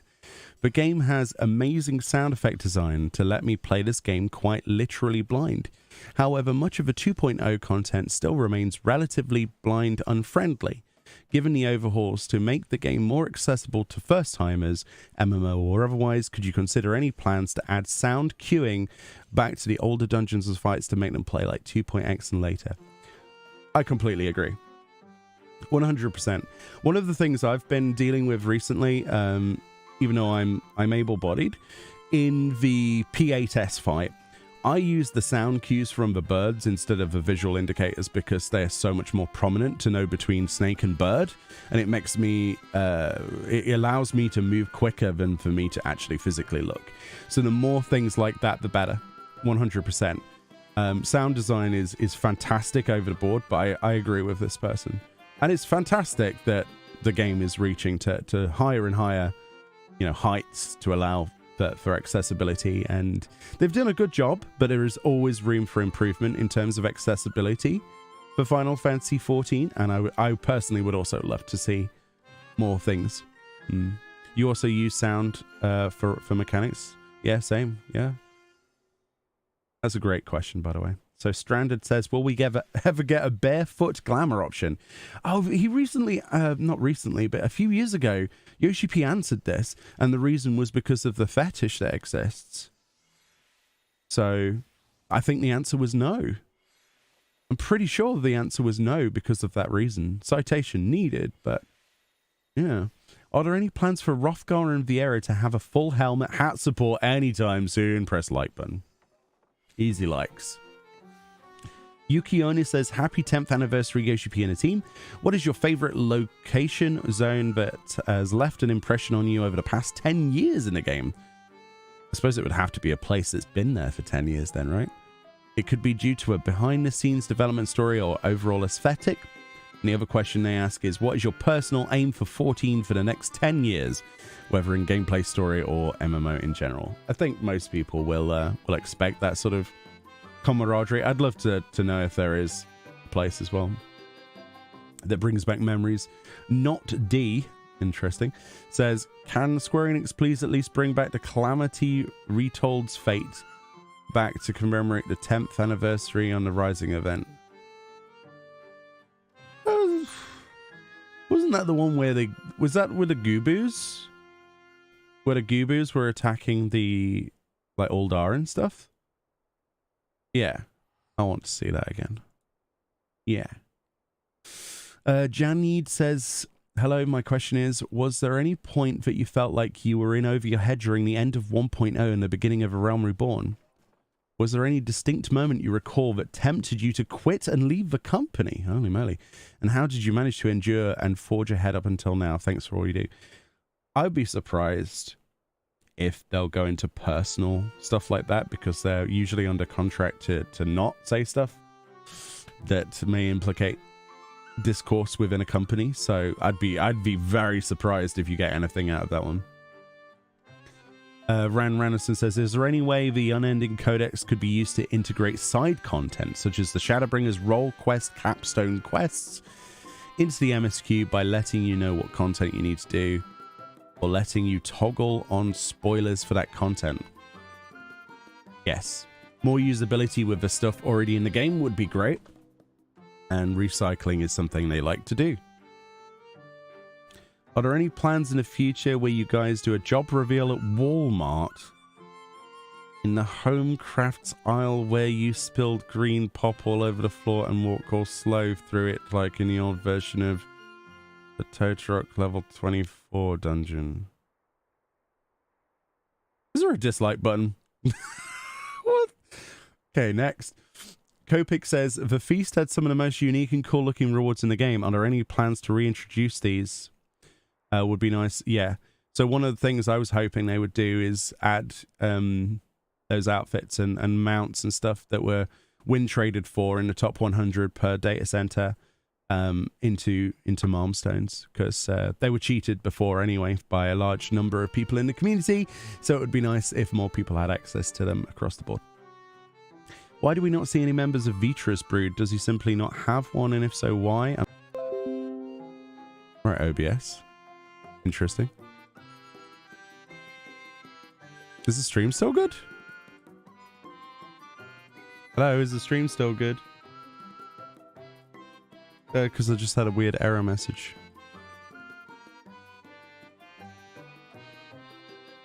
I'm still good? Okay, good. Whew. I don't know what that was about. OBS just had, like, some kind of issue. Hopefully lore questions like this get asked in the storyline. Oh, no. I knew this was going to happen. The Heart of Sabik. It's been 10 years since A Realm Reborn released, and I still want to know more about the Heart of Sabik. I'd have plans to delve more into it. Please say yes. Everybody wants to know what the Heart of Sabik is, and who Sabik was, and how Sabik is involved in Ultima. Azura Vaneth had the great question there. G-Warrior. Hello, Yoshida-san and the team. I really love the G-Warrior piloting section during the Sorrow of Wurlik questline. I could just imagine Fran already, like, getting angry at this. No. Are there any plans to bring it back for future Trek expansions? Please say yes. I'm going to like it just to be in spite of Fran. Wow. Fran, hey, you know how many times Fran tried to do that? You don't mind me saying this, do you? She struggled with that. Holy moly. She swore at me. How rude. Hellion says, hello and thank you for making the offer to post questions. I've always wondered at how the concept works in expanding the kit of an existing combat job for an upcoming expansion. What is the can't speak. What is the procedure, words, of creating new PvE actions for a specific job? You have managed to impress players every time a new expansion released when a PvE job got an improved or revised repertoire regarding both effects and their animations. I want to say thank you for releasing job action trailers. Show off what work you've put in no matter what, because they're excited for what's to come. I think it's a good question, but I will leave that one unliked personally at the moment, because I think there are much stronger questions that need to be asked. But it's still a really good question. It's very tricky. This is to press the like button and curate any of this, which is why I linked the page multiple times and let people go and upvote stuff. And I want to get people more access to this as possible, so we can get better stuff asked. So you can decide. I think the procedure for creating jobs is probably based on on abilities for jobs. It's going to be based on what they have access to lore-wise, right? And then just working it into a mechanic. What they need. Do they need a gap closer? Do they need how can we make that ability? Or recently, how can we homogenize something to make it so that someone only has to press one button? And a lot of endgame raiders hate that. Lunra says, any plans for revamping the glamour system in 7.0? To elaborate, a glamour system akin to WoW's transmogrification system would do this game wonders, being able to save more than 20 plates, being able to have a catalogue of all the... Yeah. So if you're unfamiliar with World of Warcraft, you've never played it before, if you go in a dungeon or anywhere, you kill a monster, it drops, a necklace. No, terrible idea, actually. It drops a hat, okay? Let's say it drops like a cowboy hat. That cowboy hat can then be thrown away because it's permanently been learnt into your catalog already. So when you next come to make glamour, you go to a transmogrification NPC, you talk to the guy, and you can just select from this huge list of stuff you've ever owned. So you don't have to physically own the item. So the way that they're talking about is with the glamour dresser, just simply have it so that it's saved images rather than the actual item. Yeah, I'd like that. But it's hard to do. It's hard to pull off.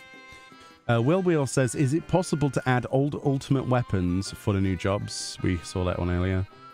Be nice if we updated old content too, like there's a lot of side miss quests that I can't access any information on. Oh, it's in relation to something else.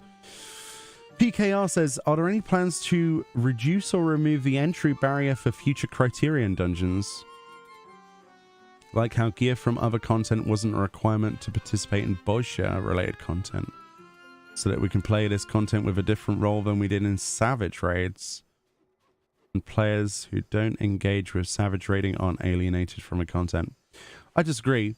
with this entirely. The reason I disagree with this stance is because they deliberately created 3 difficulties for that content.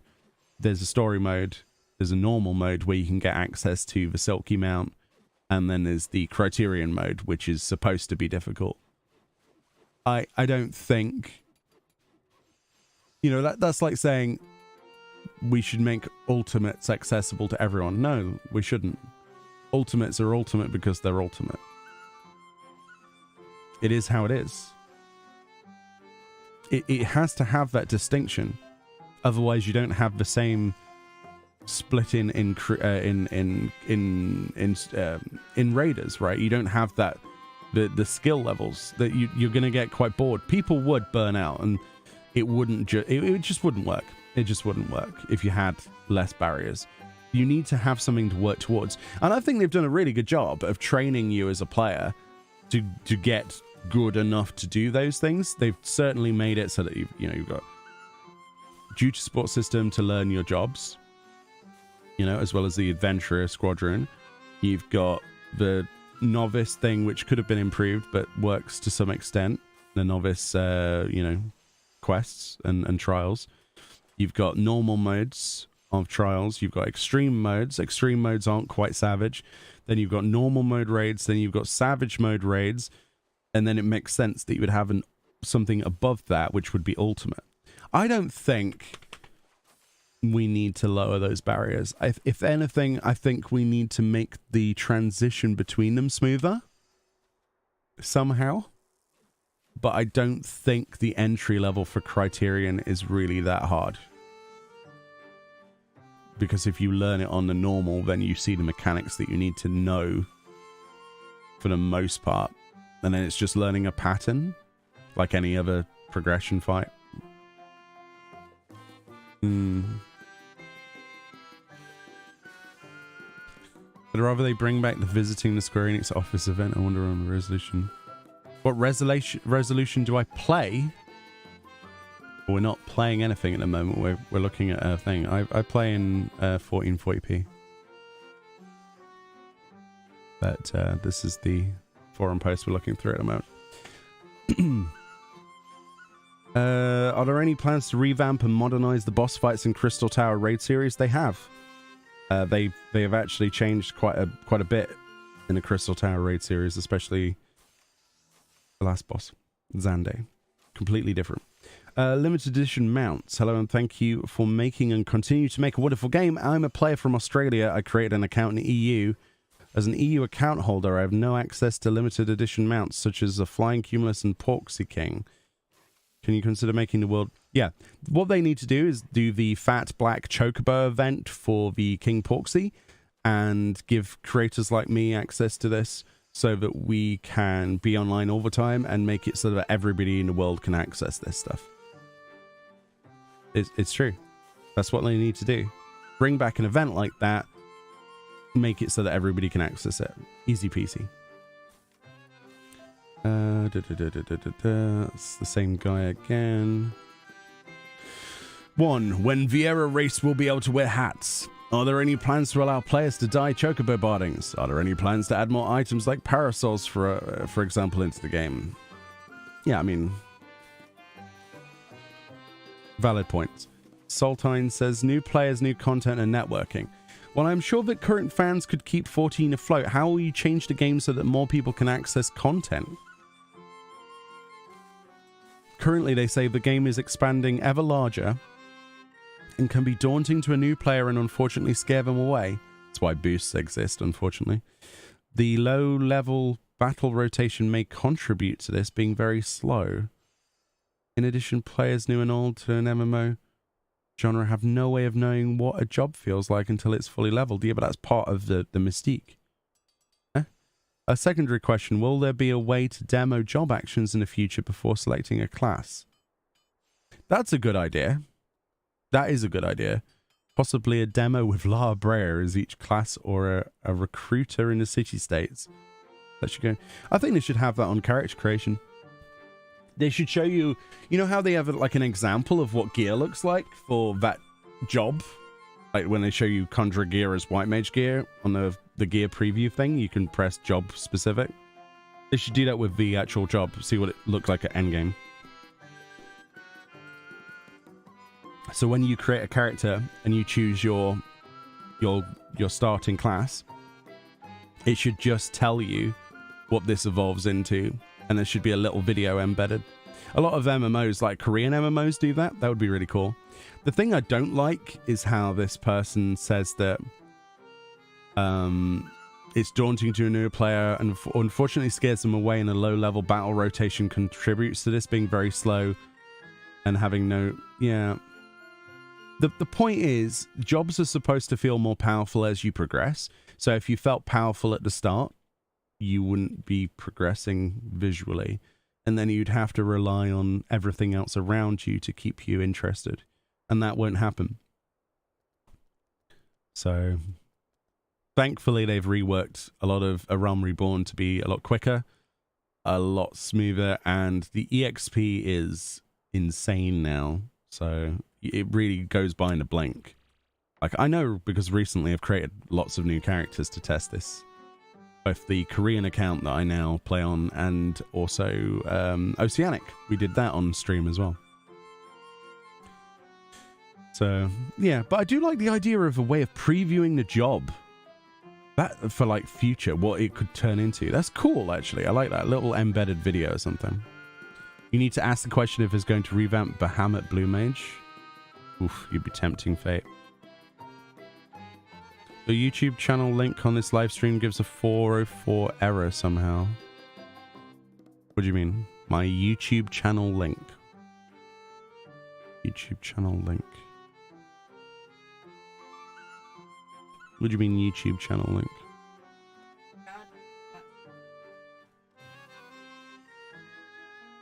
My YouTube? Oh. Oh, that's Google. So I had this issue the other day accessing my emails. So I was trying to access my business emails, and Google was having issues. That would also explain how things haven't been going into sub boxes and stuff lately as well, because Google's having issues again. It should normally work. I don't know why it's. I don't know. Yeah, it's stupid. It's Google's fault. So, yeah. Umi Desu says, is there a possibility of getting the Final Fantasy 15 in Yokai Watch events again in the future? Yeah, always want to see those. Iska says, since the dev team worked out how to adjust the character creator so Hrothgar can choose their hairstyle, is it possible to expand the application of this approach to add extra customization choice for other races? For example, would it be suitable for allowing Aura to choose their horn shape? That would be fantastic. But again, we talked about this earlier. More character customization is the way forward rather than adding new races.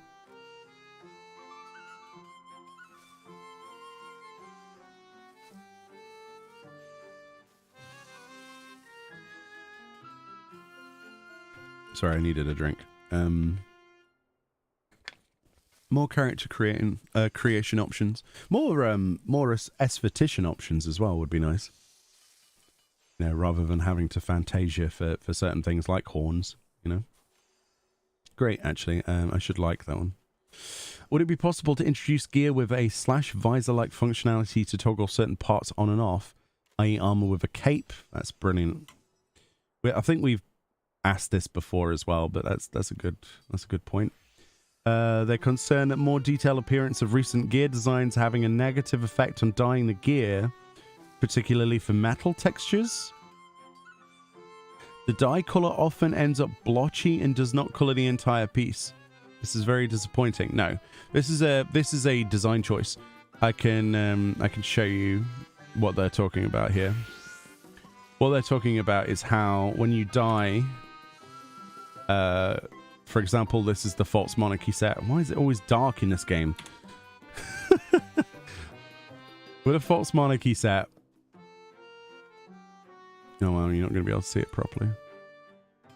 What they're talking about is how it dyes and how it doesn't fully...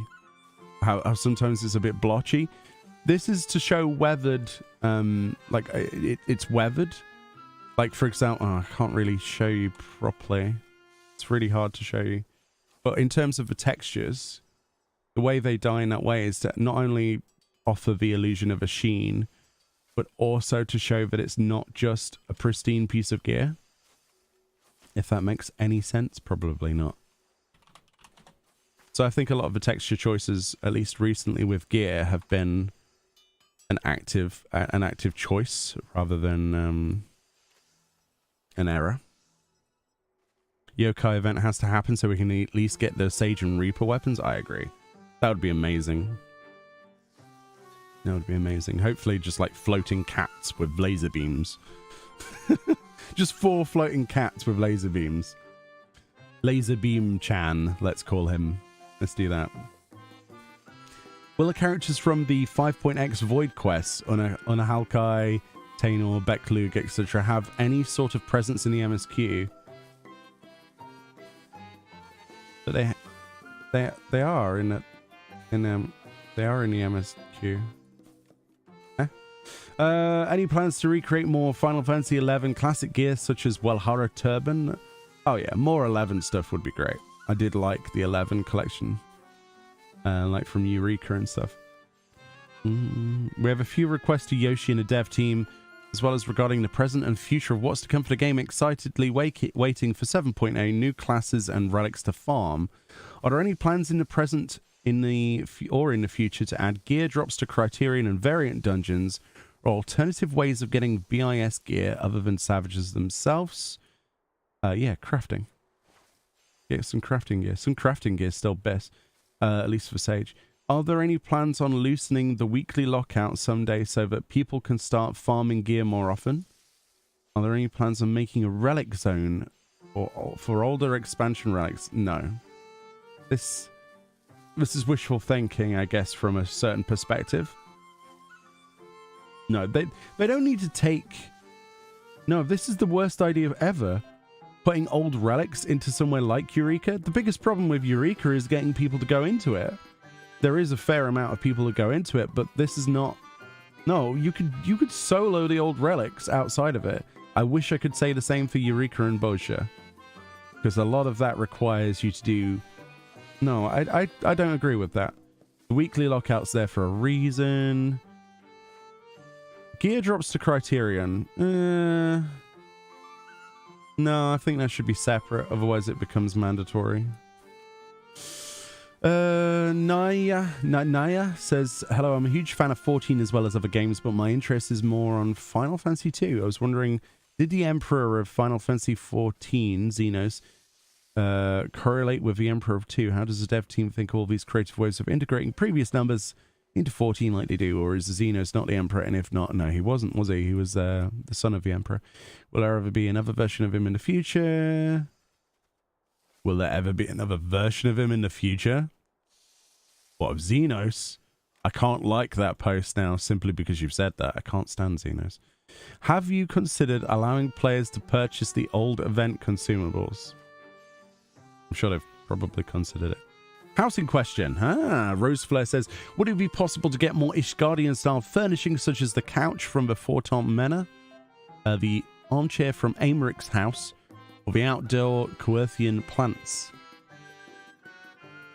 Sure. Why not? Good question. When will you fix and / ban market board bots? And when will you tighten the rules on preventing players owning more than one house? I don't think it's within their power to do the latter, as much as they've tried. And I wasn't even aware that there were bots for market boards? That's weird. That's strange. Why would you bot a market board? Why would you bot in the first place? But a market board? Huh? Has Square Enix ever considered offering a combined subscription for 11 and 14? That is something I personally want, because I still play 11. That would be nice. Which Final Fantasy games are Yoshi's and Koji's favorite and that they did not work on? I think Yoshi P said 3, didn't he? Will we get more Hawk Manor furnishings in the future? Yeah, okay. With the graphical changes coming to the game, is there any chance that you can merge the 3 main Realm Reborn map zones and merged them into one giant map similar to the expansion's map format. I want to see the Black Shroud, Linosia, and Fanalan as one huge map. This person wants to play Final Fantasy 1.0. Holy moly. Never again. No, I don't know. I'll scroll past that one. Are there any plans to improve the usability of adventure plates? Portraits. Yeah. And that's the same person again. Any plans to add bicolor gems to older zones to give more reason to go into old zone areas? Bicolor gemstones, legit, are okay to a certain point, but I don't like the idea of them being in older zones. No thanks. That's... Oh, no. It's a question, that one. It's a question. It's the same person twice. Could we get a timeline update for the lore, like which era and year we're in? So they addressed this before, I think at FanFest in one of the QAs, where they said they will never do this because the passage of time works very differently in a game. So like you could complete a quest and that could have been a year could have happened in that quest duration, or a minute could have happened, and they don't like nailing themselves to a specific time frame. They like it so that it's under the impression of the player to know that it's multiple years have happened since A Realm Reborn, but as to the amount, they don't want to quantify because then it opens it to loopholes and other lore issues. Yeah. Hey Jamie, yeah, we're going through the questions for the Q&A session, and I'm providing a link to it repeatedly so that people can go and ask some good questions and vote up the ones that they think should be asked, because apparently that has some weight this time around, and then we can get better questions for PAX East. But welcome. Animation's getting more and more complex. Will we ever see more looped emotes like the reading one? Oh yeah, they do that all the time. What would Naoki Yoshida from 10 years ago say to his current Yoshi P? I mean, that's a good question, but... Well, yeah. What would Naoki Yoshida from... Salmar says, at current eye levels, the final phase of the Endwalker end boss fight on Roulette is cut short before the song triggers. With the next major patch, the boss will die before half of the important character lines are spoken. This creates a bad experience for the first-time MSQ players, as they miss out on the impact 14 developers intended for the finale of the 10-year story. Can we please have minimum item level or item level synced for expansion end boss roulettes, so new players can have a full experience of fulfillment from finishing a great story? The final phase, it's good. I mean, that happens for Realm Reborn content, so because if you think you're seeing the full fight in any of those A Realm Reborn dungeons all the way through Stormblood, you're mistaken. There are phases that you don't see, so I'm not going to like that one, because if they did it specifically for this, it would open up the rabbit hole of why didn't you do all of these as well. So I'd personally not care if that was asked. It seems less important, I think. It would be cool if they had a pristine thing, and if the dialogue options are cutting off, then that is an issue, I guess, but you've probably missed dialogue from previous places. Luna says, hello, Mr. Yoshida-san. I wondered if Sage and Reaper weapons will be added into the Four Lords Trials.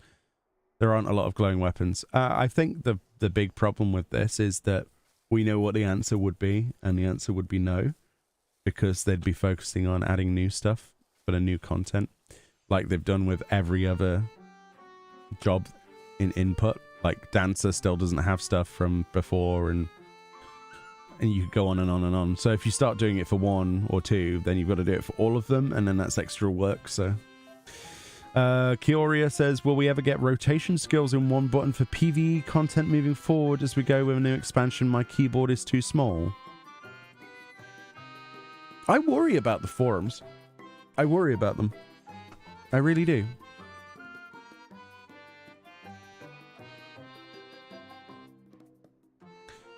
That's all I'm going to say to that. I worry about the forums. Benjo says, Samonji. On our journey, we found Gosetsu's katana, Samonji, but we never find out if we give it to Gosetsu or the Scions, have it in a safe place. Will we be able to obtain the katana as a glamour item? I mean, it is a beautiful looking weapon. That's cool. Oh my god, look at this guy's signature. He has the UAV unlocked icon. Oh my god. Oh, what a time to be alive, eh? Hello, Mr. Yoshida-san. I wondered if Sage and Reaper weapons will be added to the Stormlord Trials. The same question. When are we getting Blitzball? Oof, the real questions. Can you or will we ever make available the limited run emotes like Omega F? I'm willing to pay a lot of money for them. Why don't you just reprint the models like you did with Shiva? Will we be able to transfer characters between different accounts later on? I can answer that with probably never. Boop da Boop says, will you ever let Final Fantasy IV be more alt-friendly and allow things I've unlocked before? Minions, hairstyles, emotes, triple triad cards, orchestra, and glamours. Wow, that's a lot. Be on an account basis instead of character. I think the reason they don't do this is because they try to make it like more important for you to have the one character that has everything on it, since the jobs work that way. But I can see how people who have lots of characters, including myself, would benefit from account sharing. Yeah. Now that there are glasses as fashion accessories we can wear even if our headgear covers up our eyes, is there any chance we may see capes as fashion accessories in the future? I like this idea and I also unlike this idea. It's a good question, but the better question would actually be when fashion accessories combat when. Basically with that terrible grammar. When can fashion accessory combat? Question mark. If answer no, no more please. Because that's the thing that pees me off, is the fact that I've got these amazing wings and I can't really wear them where I want to. Great strides have been taken in Endwalker to improve a new player experience, duty support, instance, reworks, etc. However, many new players who would otherwise love 14 still quit the game because of the Realm Reborn MSQ. Oh no. I know it's a tall ask, but have you considered giving more 2.x quest solo duties the Cape Westwind treatment?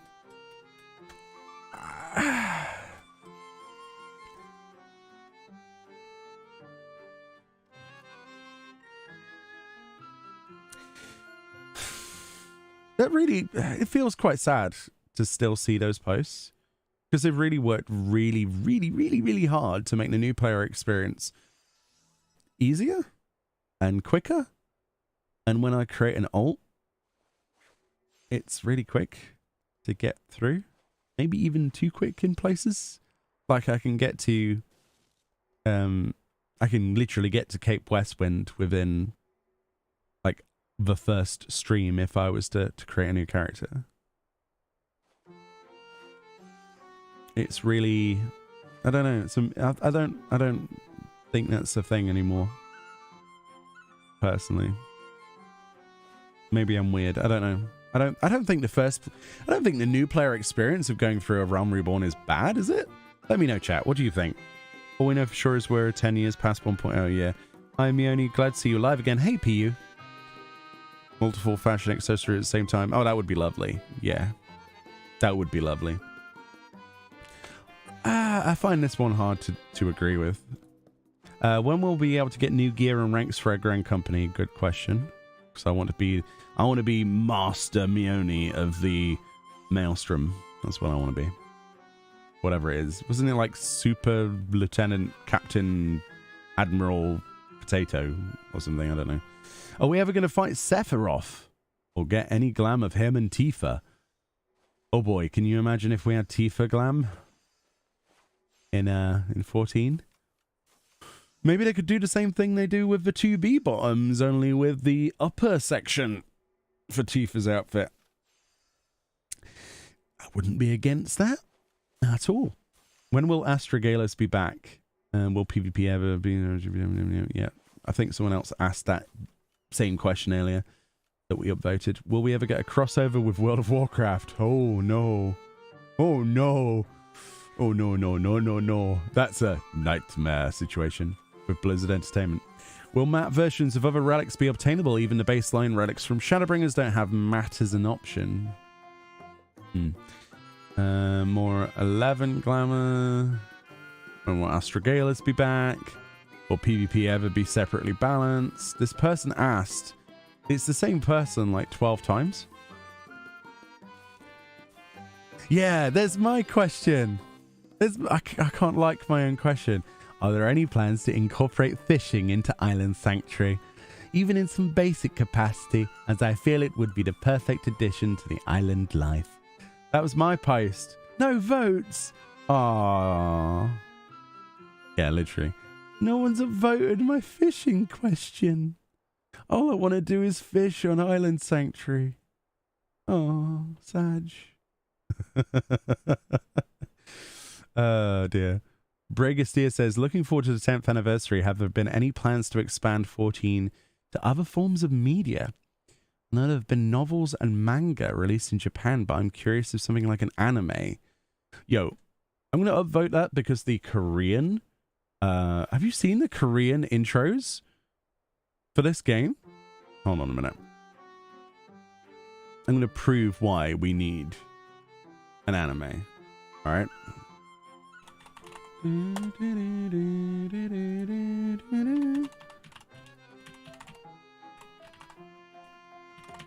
So the Korean Final Fantasy account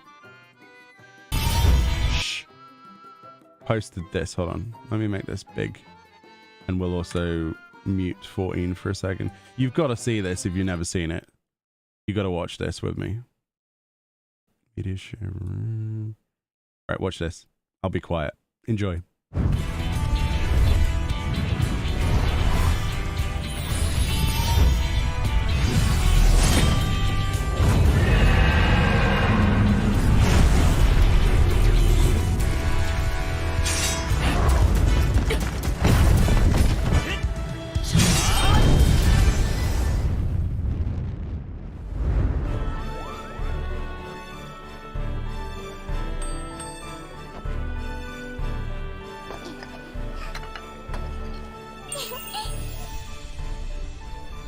우리는 세상을 탐험하며 새로운 발견을 하고 끊임없이 열정을 쏟는다.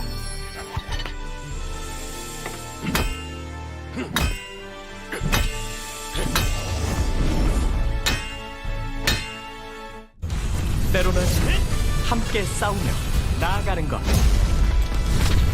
모든 이야기가 우리의 모험.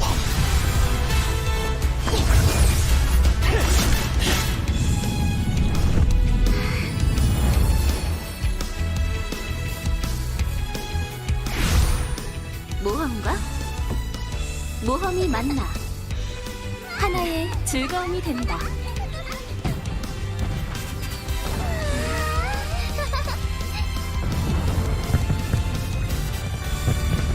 도와주고 도전하고 탐험하고 열중하며 쌓아올린 모험들.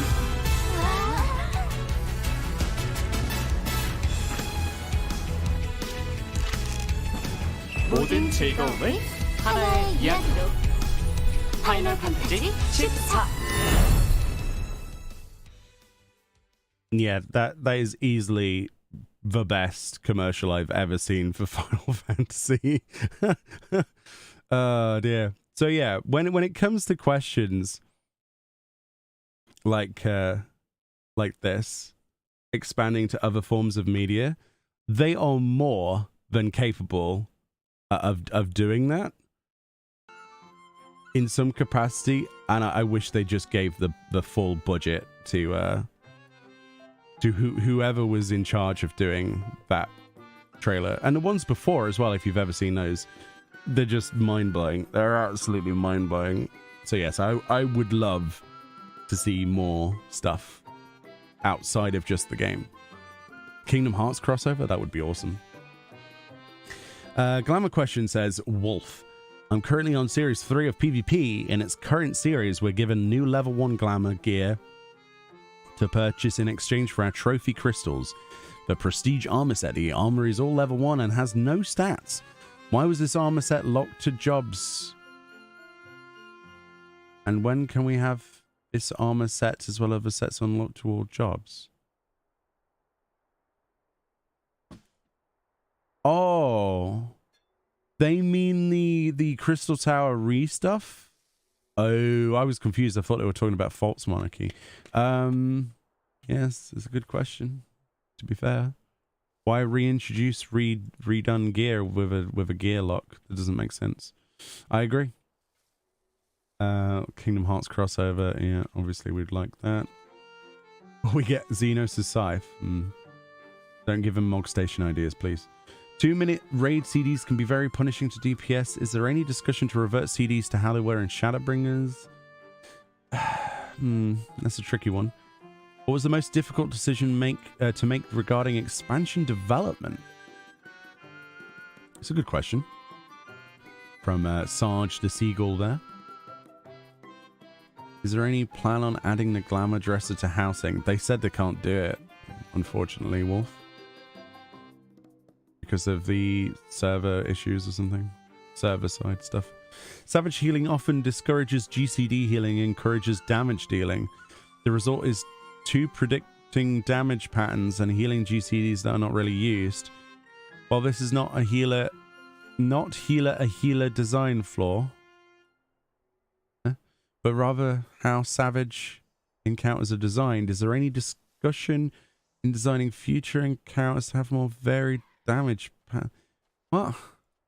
You just heal when damage is going out and then you DPS when there isn't. And then you learn the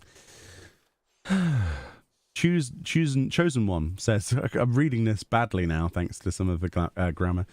Spoiler, Ishtola's site. I'd like to ask more about Ishtola's Ether site as it's really unclear or confusing to an average player as to what... Sorry about that, friends opening crisps apparently. As to what limitations of her site actually are. My personal interpretation of it is that her eyes, instead of a spectrum of light, like a normal eye sees a spectrum of ether. I mean, how far down a rabbit hole do they need to go with that bit, though? That's my question. When will we get the forearm robes as glamour? Yes. I recently went on a major crafting spree, creating many items for a hypothetical Crystarium house. I want to know whether it's in 7.0. They will never tell you what's coming until it comes.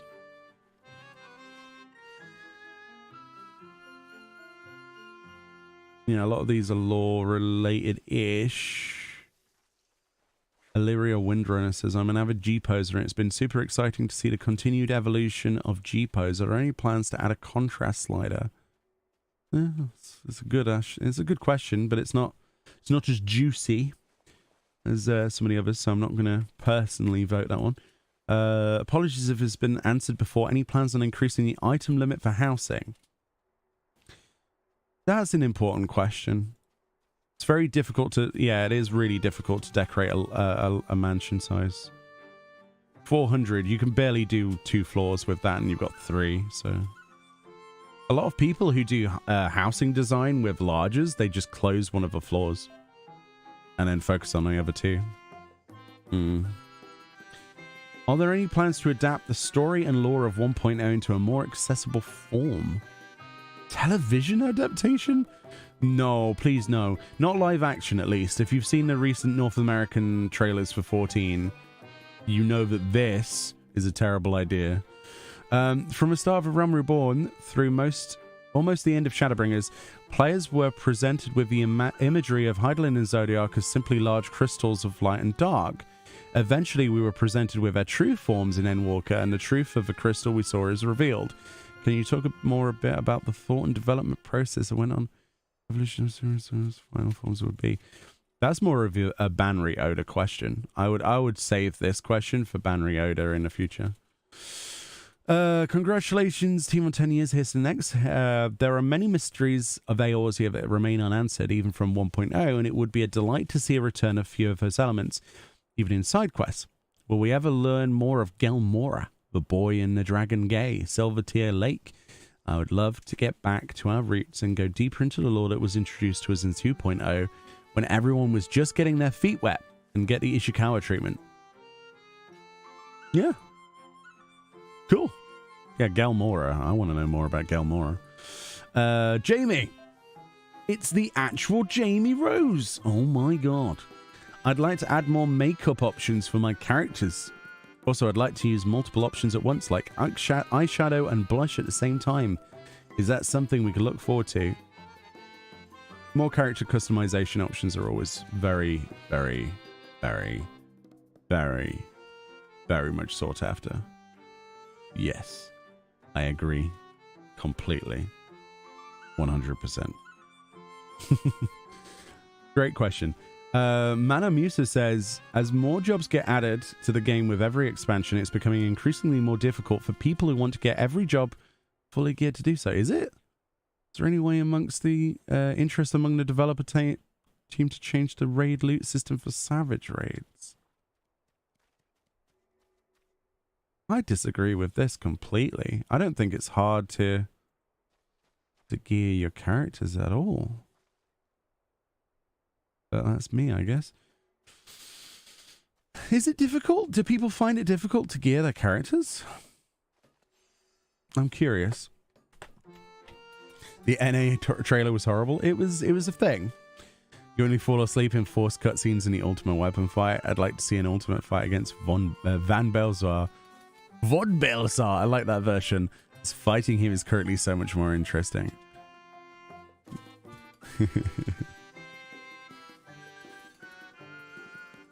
While I don't mind the simplification of classes, I don't want them to be super simplified. Yeah, the homogenization train, once it gets going, though, is a slippery slope. White Latino. I think that it's going to be dangerous to not homogenize things too much. That's my worry. Oh yeah, they've upped it for sure, Dreamy, but they've not upped it enough. I always want more. A 14 anime would be fantastic. Think of the people you could get to do the voices. I'd probably get Jennifer Hale to do Alice's voice. She sounds like the sort of person who'd be able to tell Alphino to shove it. She'd be like, Alphino, no! You know, Jennifer Hale. Or just use the English cast from the game. But, yeah, if you're going to go full big budget, you go Matt Mercer and, Yeah. We need to see a newly implemented housing tool for the game itself. Having to glitch things into place is ridiculous. Well, as a reminder, you're not supposed to glitch things into place. They just turn a blind eye to it because it doesn't affect the game in a meaningful way. But you're not supposed to do that stuff. But we do anyway, because, we do. But there needs to be more freedom with housing placement, I think, I would definitely agree with you, because when you try to put something on a wall and then suddenly it goes red because there's a bit of wall that's not the same texture, it makes no sense. Or here's a pillar in the middle of your house, why can't I put a picture frame on it? You know what I mean? So maybe they could look at where you can't place things and maybe open that up a bit, because otherwise people are going to glitch it anyway, right? So I agree with you, but at the same time, yeah, there needs to be better placement options. Savage's Extra is not content meant to be geared fast with. Exactly. Yeah, I agree. The progression of your character is supposed to be a reflection of the progression of you as a player, so your skill level increases as you go through it. It's not a vertical progression, it's horizontal and then moves vertically over time, right? So you get a piece of gear, you up your learning of a fight on normal, You then approach that in the extreme or savage version of something, and there is a lateral progression system to it. And you're supposed to like learn a fight. It's like the argument that someone said with Criterion earlier in this forum, where it was like, oh, is there any plans of making Criterion more accessible? No, the point is that Criterion is supposed to be everything that you've learned from the normal mode and then perfected, and then you learn a pattern, and it's the same as progressing Savage. So I don't think there should be any dumbing down of that stuff. My post has 2 upvotes now. Oh, you're too kind. All I want to do is fish. Honestly, made a note just for Samurai to keep my weekly cap separate from my tank. Oh, cool.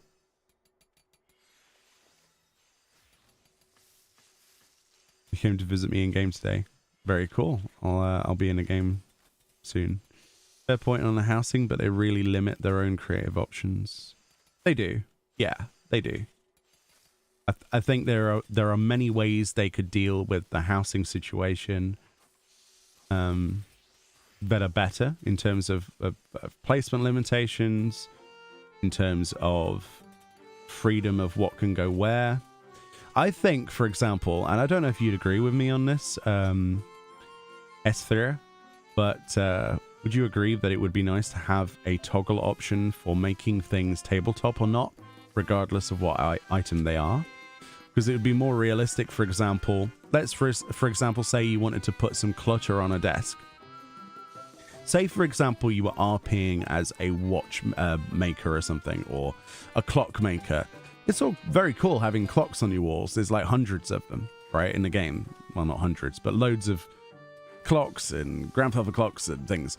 But it'd be really cool if you could just be like toggle placement on tabletop, and then you could just place it on the table, and then you could put a table and chairs there and make it look like you were working on it. Stuff like that, but like on a much bigger scale. So like curtains, you should be able to place those on the floor.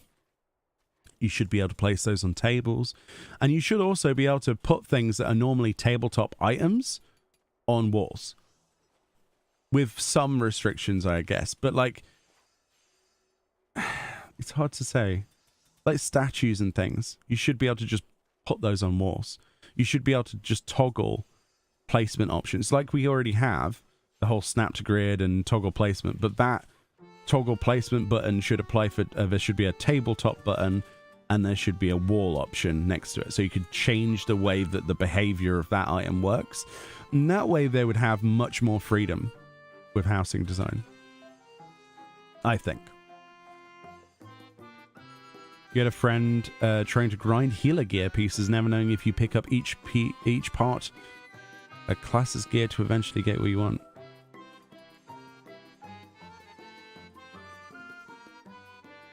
Oh, like they were trying to do like the weekly lockout stuff? I mean, we talked about this earlier, like the limitations on a lot of this stuff exists so that the content doesn't die out, sort of thing. Nice to be able to actually mesh with you. Love you for years. Glad to see this going on. It would be nice, honestly, if they utilized XYZ axis grid placement. Oh, yeah. Oh, that would be brilliant. Like with, so there are some other MMO games like Elder Scrolls and a couple other games where you literally click the item and then you have like a red, yellow, and a blue axis arrow. And you click and you just click and drag on those things to move the item around. That way it's not fixed to a wall or a floor or ceiling or a table or anything. You literally click it, you drop it into the world, and literally, and then you click the item, and then you have 3 axes options. And you pull the yellow one and it goes that direction. You pull the blue one and it goes up or down. And that way you'd be able to place things in walls. You could place things wherever you want. That would be really nice. Yeah, I agree with you completely. Yeah, that should be one of the questions, though. You should go to the forums on this link. Seriously, and I think you should ask, would there be any plans in the future? Like, word it better than this. Are there any plans in the future to allow for better placement options in housing, allowing to go beyond the red borders and limitations currently there, or something like that. There's the link. Just sign in with your 14 account. You never posted there. This is half the issue. So this is why I'm trying to bring attention to this on this live stream. Not because I'm trying to farm it for content. Well, there is half of that as well, because I'm a content creator.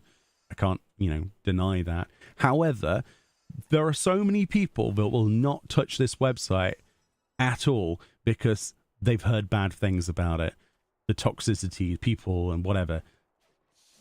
Try to get that out your head as much as possible and just ask questions that you think need to be asked, that you think that if you could contribute to the progression of this game by inciting a little spark of an idea, you should definitely post.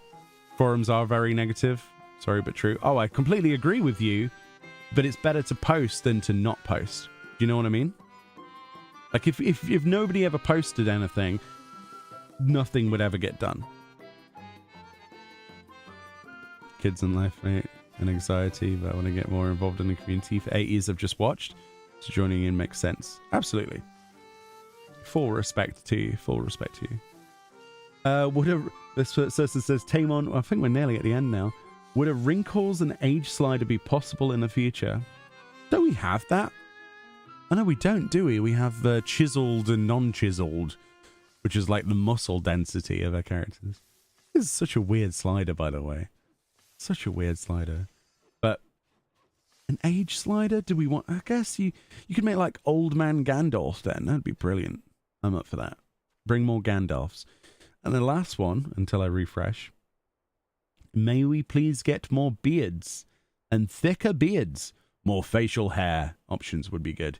Yeah, instead of having to take up like a head option for the Santa Claus beard, you should be able to just have more beards, the better. Speaking as a man with a beard.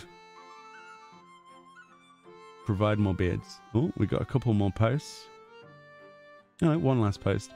Yeah, nonsense. One of my favorite things about the MSQ is how characters get brought back even after a long time away, or even if they weren't super relevant the first time they appeared. Were there any characters you want to bring back for Endwalker? You know who I'd like to see back in like a major, like they give him a voice and like make him a main character? Hoary Boulder. I don't know why, but Hoary Boulder just comes across as a guy that has a lot to say that hasn't said it yet. For no reason really, other than he's Hoary Boulder. Just give him like a main character status.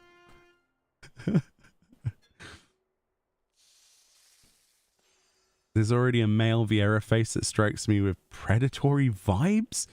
Sadly, it's the only one with facial hair. Oh man, I need to look at some of these face options. But yeah, make it so helms have beard clams. With toggle visor, so you toggle the beard with your visor command. All right, well I think that's it for the forums for now. But I do strongly advise people to get over any inhibitions that they might have. Go over to this website. I posted twice. Sign in, ask a question, because quite honestly, we went through what 134 questions today. And there were some good ones, but there wasn't a lot of meat here so far. So if you want to change that, if you think you can ask a more pressing question, things that need to be asked, do it. All right, there we go. Right. I need to do my weekly... No, I don't. I need to do... Yeah, I do. I need to do my Eurosign clear. Does anybody want to join me for... Eureka, I was going to say. No, not Eureka. Eurosign, the Alliance raid. Eurosign, this thing. If you do, let me know. You've pet me, so presumably you want to come. Okay.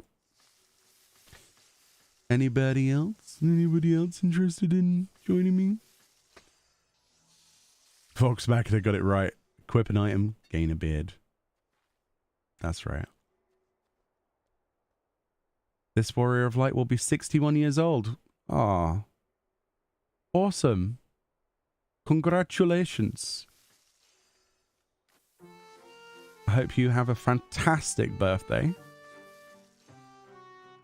And I think you mean 61 years young, because that's still young.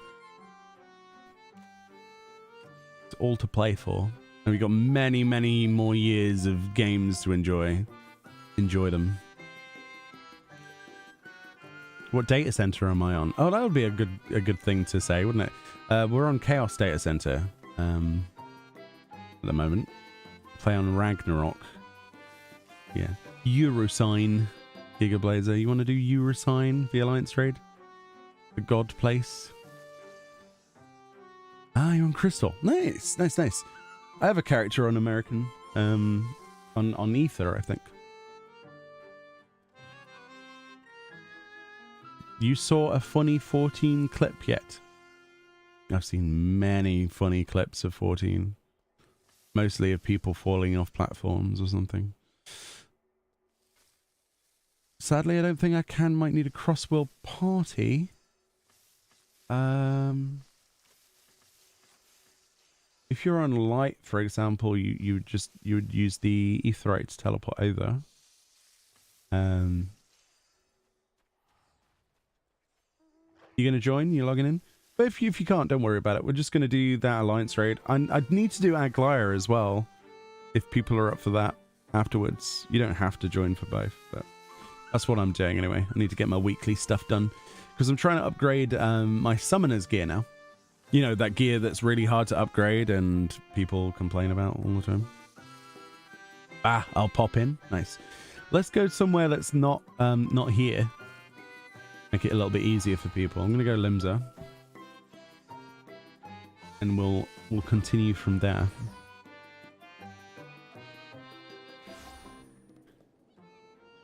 You need to get your white mage gear? Oh yeah, I'll pass on all that stuff. Oh, you yeah, why don't you come as a healer and then you can roll need on it, and then I'll swap to summoner.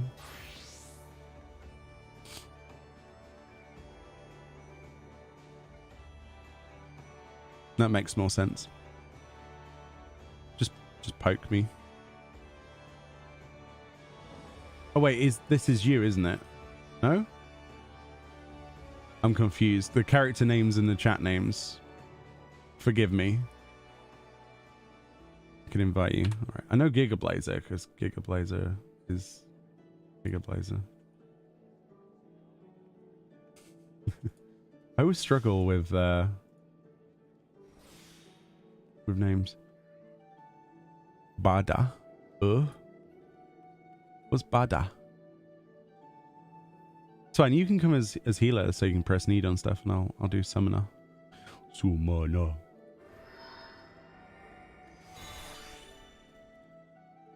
Oh, you saw the American trailer? Yeah. Yeah, we're on Chaos Data Center Ragnarok server currently. Yeah. Yep. That's where we be. Yep. Yeah. There you go. You hope the tank hand drops finally? But you got the minion though, so that's good. Oh, and that's another great thing if you join this group, because me and Gigablazer already have the minion, so you've got an even greater chance. I can't believe we rolled a 99 on that when it dropped. Holy moly. That was serious luck. Considering the previous raid tier, we had like 50 something runs to get the minion. Something stupid.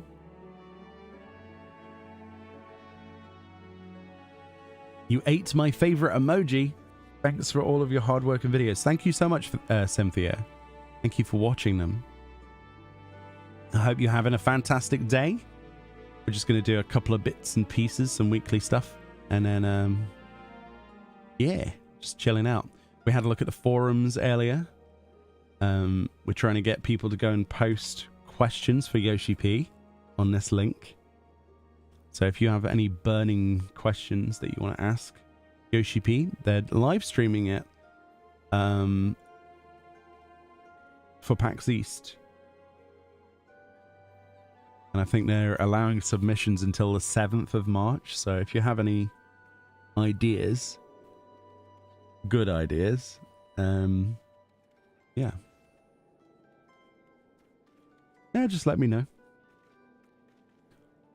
Just let me know when you're here. Give me a poke. And I'll invite you. There's no rush at all. Yeah, you can't jump to EU servers from US, sadly, at the moment. Hopefully in the future, though. I wish we could. Imagine how good that would be. This is the gear I use normally. I love Eureka Elemental +1. Oh yeah, it's lovely. Do I need a tank? No.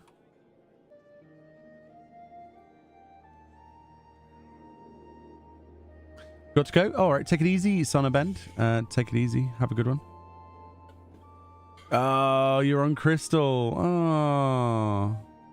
One day they will make it so that we can group together. Hopefully one day soon.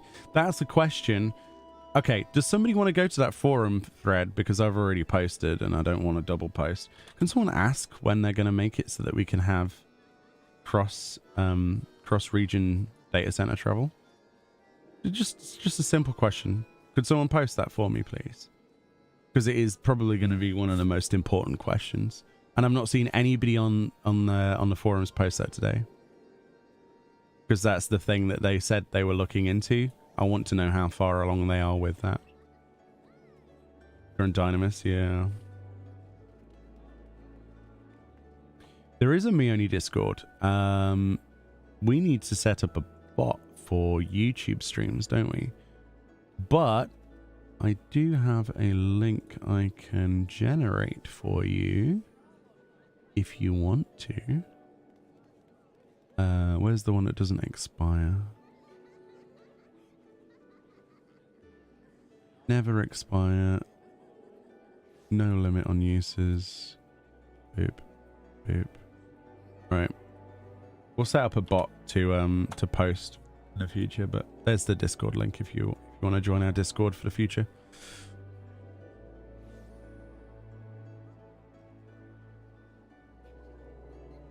Let us know if anybody else wants to join. I know some people realize that they're not on, they don't have access to the EU data centers. Let's see, anyone else says here, same I can run any class. Dynamis is so dead. Is Dynamis on? It's a US one, no? I don't remember where Dynamis is.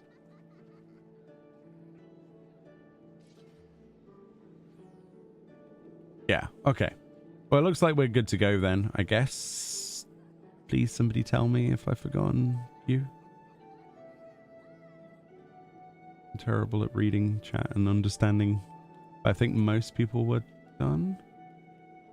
Right? All right.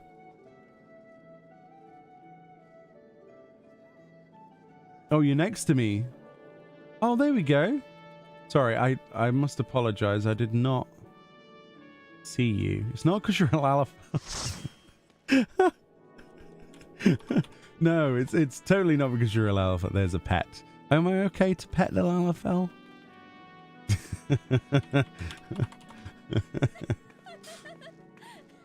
Okay, so I can go back healer then. That's cool. All right then. Are we all good? Feel good? It's totally not. No. No Lalas were harmed in the making of this production today. All right, we're good. Let's go. Again, apologies if somebody hasn't poked me and said something. Then, yeah. How would you like to phrase the DC topic? So, previously mentioned was the ability to play with people from other data centers using the cross data center functionality. Is there any news on the potentiality for future cross-region data center travel and play? There you go. That's my wording. That way it's like concise, Makes sense. You got half of it. Basically like that. Basically like that. The coffee is yet to hit. So, what did I say? I said like, I don't even remember what I said. So previously mentioned was the ability to play with people cross data center, with the cross data center functionality. I forgot what I was saying. But really the big thing is, are there any plans for the ability to play cross region, cross data center? And if so, how soon could we see this? Something like that. I don't know. The first time I said it was perfect and now I've just lost it.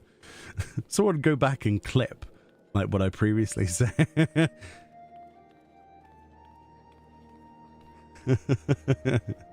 Just everybody posts the same question. It's fine. Cross region data center travel when? Question mark.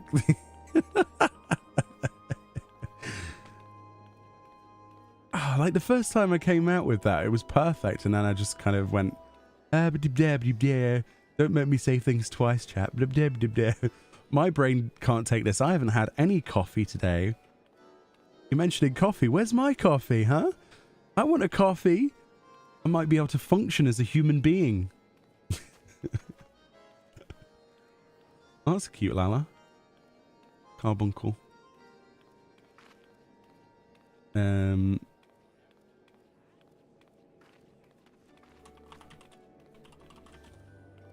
Wait, is it not? There we go.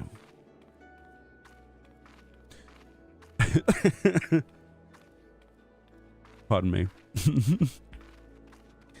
You're also considering if it's worth posting a question about mounts in city zones? I mean, you could post it. You could certainly post it. Will they listen? Will they go, Will they have like an actual reply for it? I don't know. There are no dumb questions, only dumb people, right? So at the end of the day, you never know what you might get out of a question. Actually, there are dumb questions, thinking about it, that happened at a previous FanFest where somebody asked about ERP. That's a dumb question. That's a dumb question. We don't talk about these things.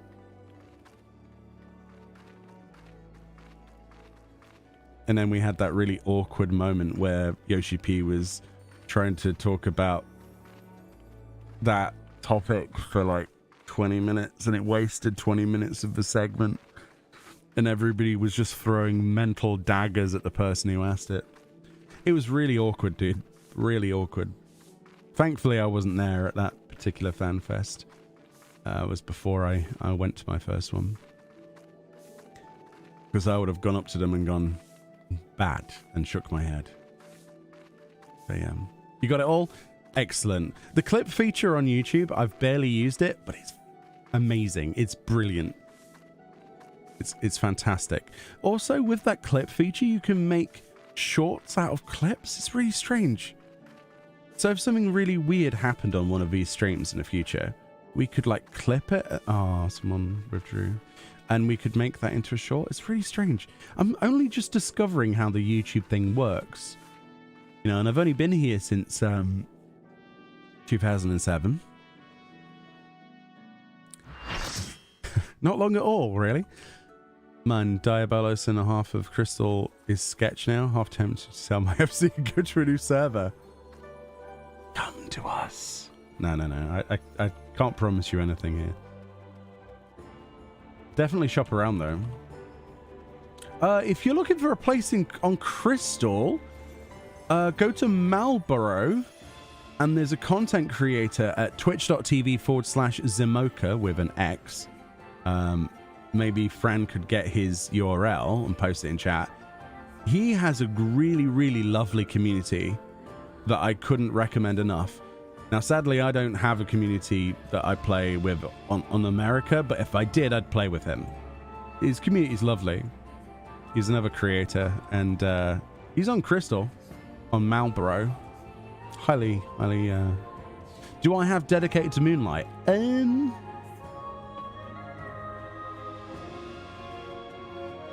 Where's the orchestrion section? Aha. Why is it under logs? That's weird.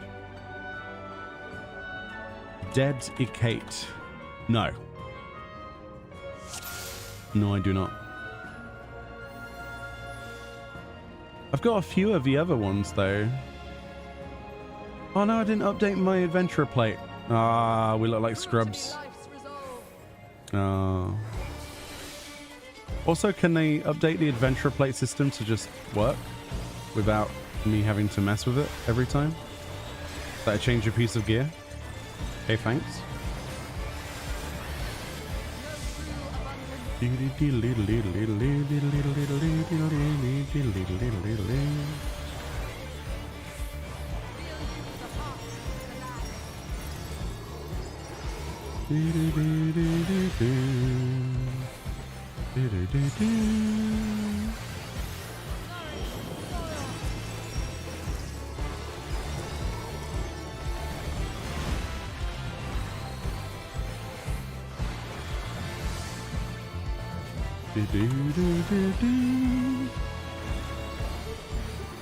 I think the violinist, or what is it a violinist or cello player or something on this is the guy needs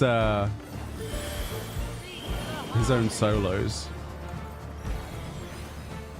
I've never heard someone play so frantically before. It's crazy.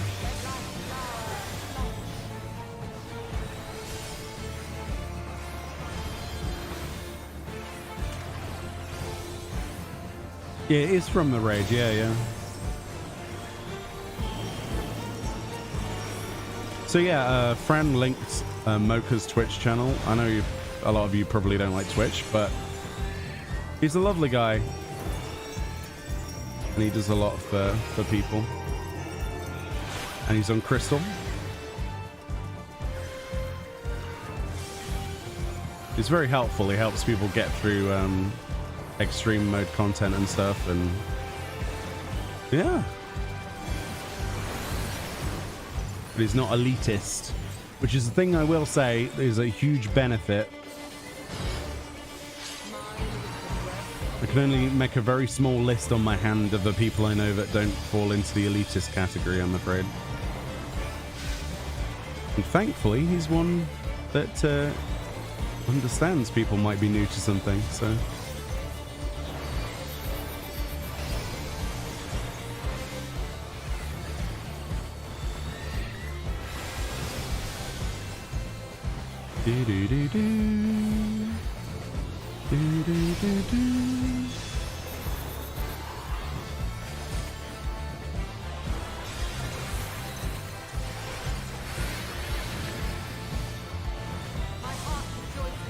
Although Crystal has been locked out for 2 weeks. Has it really? Oh my goodness. What's happened on Crystal then? Has there been a huge population increase or something?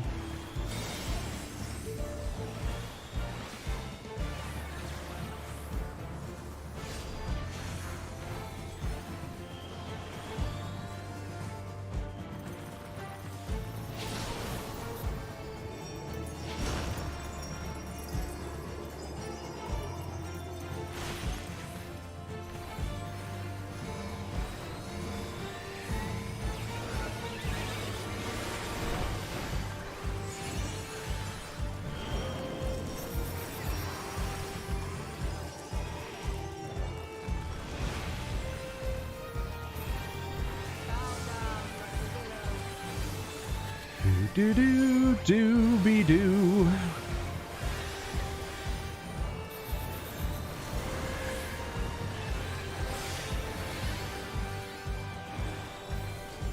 Balmung, that's all I need to say.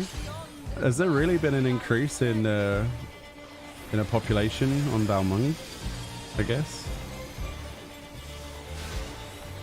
I mean, surely there are other places to do things than Balmung, right? I don't know. I don't know enough about that side of things, nor do I really want to, but I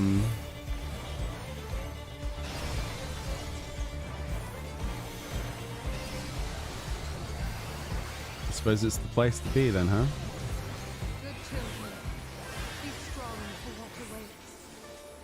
because all of Crystal is now for venues. Oh, right. What, billboard culture, as I call it. Do you like that? I call it the billboard culture. No offense to anyone in that environment, by the way. I know plenty of people who are, but I call it billboard culture. By my authority. Because that freaking billboard, man. Amongst other things. Just, no.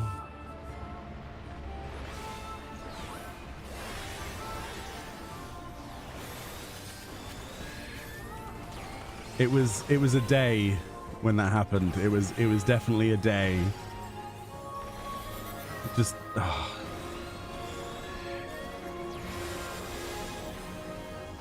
I'm just hoping that March is the 1 month where a Final Fantasy XIV content creator isn't trending. Or like Final Fantasy XIV isn't trending for the wrong reasons again. Because so far this year has been hard to beat, really, in terms of drama, hasn't it? Without going into any of it, but by goodness, it's been just wow. It's definitely been a okay then moment for me. A lot of my tweets have just been, so anyway. Keep way out of any of that. Holy moly.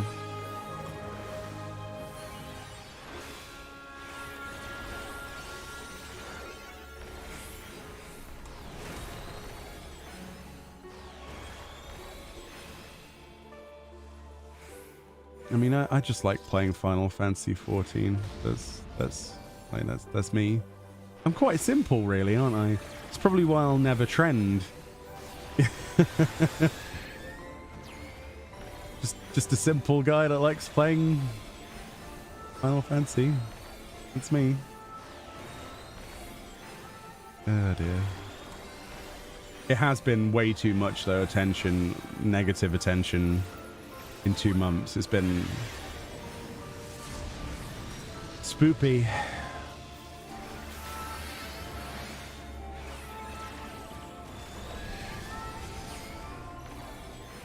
Also, a large majority of WoW players are US players, resulting in Crystal being full. Oh, did all of the WoW players, quote unquote, go to Crystal then?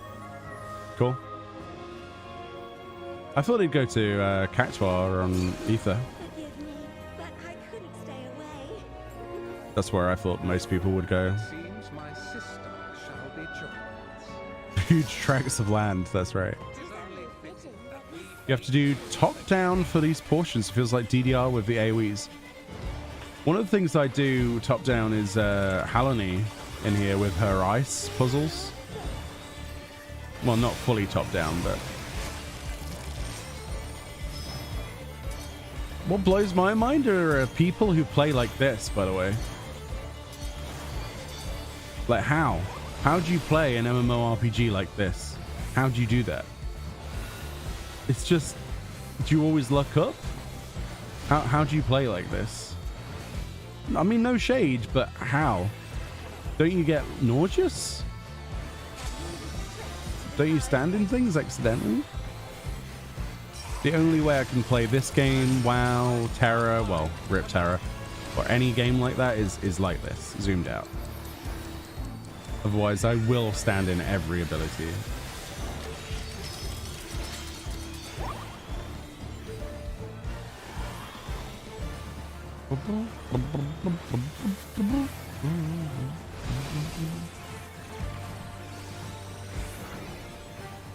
Hard pass. How does one play in first person mode? Like this. Prepare your butts. That's the line. This is an AoE. Carefully is the answer.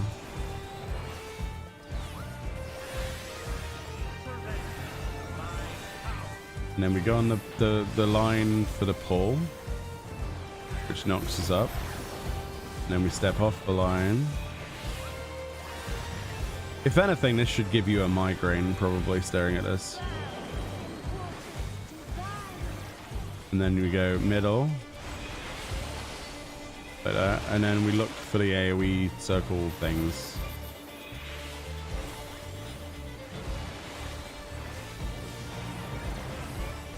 Doesn't help that the runes are like the size of the screen, though, to be fair.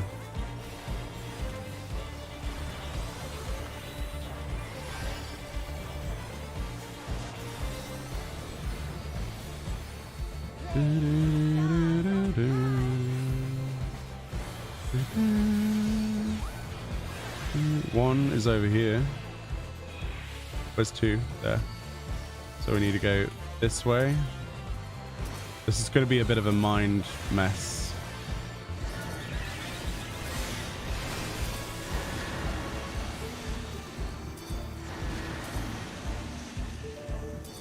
And that's how you do that mechanic without seeing it. Easy. There you go. I'll spare you from the pain. And you know how I learned how to do that? Because every single time on Twitch that we would do a relic farm for the resistance weapons, we would get someone redeem, because on Twitch we have a redeem, or we did have a redeem for first person mode. So I learned most of the fights first person. Zoomed in though over the shoulder is disgusting. Like actually disgusting. But yeah, I learned how to do quite a few places first person. Through trial and error. Trust me, there was a lot of error.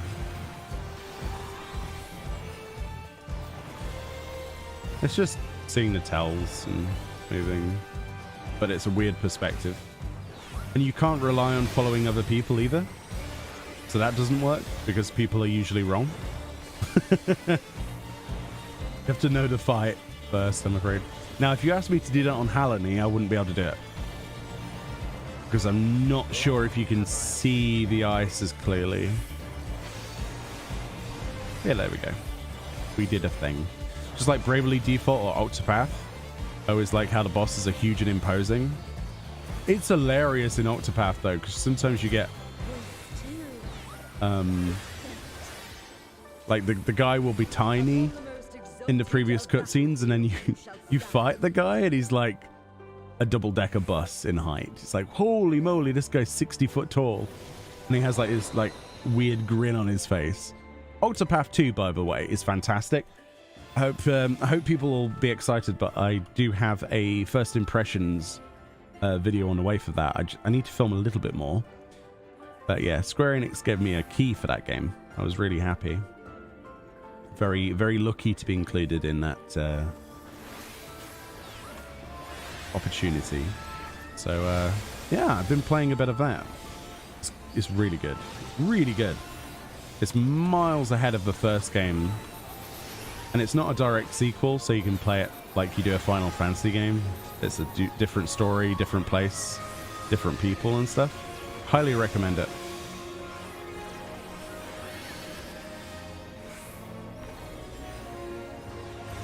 Do do do do do do do. Whee!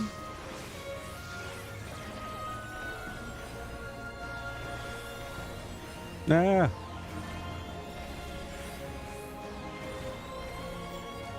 Stop with the line AoEs.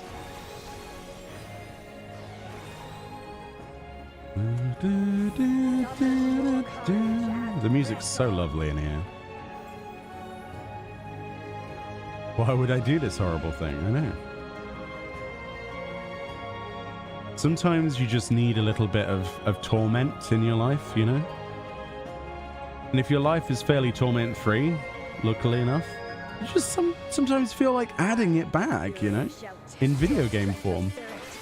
This is one heck of a fight, though. It's not hard, but it's fun. I think that's what you can say about Eurosign, is it's not hard, it's just fun.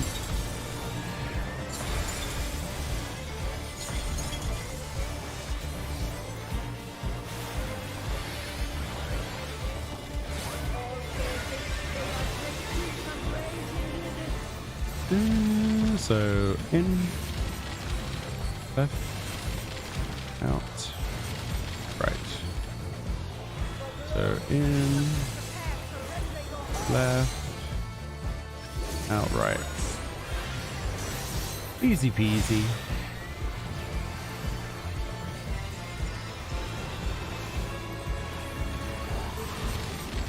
So out, left, right, in.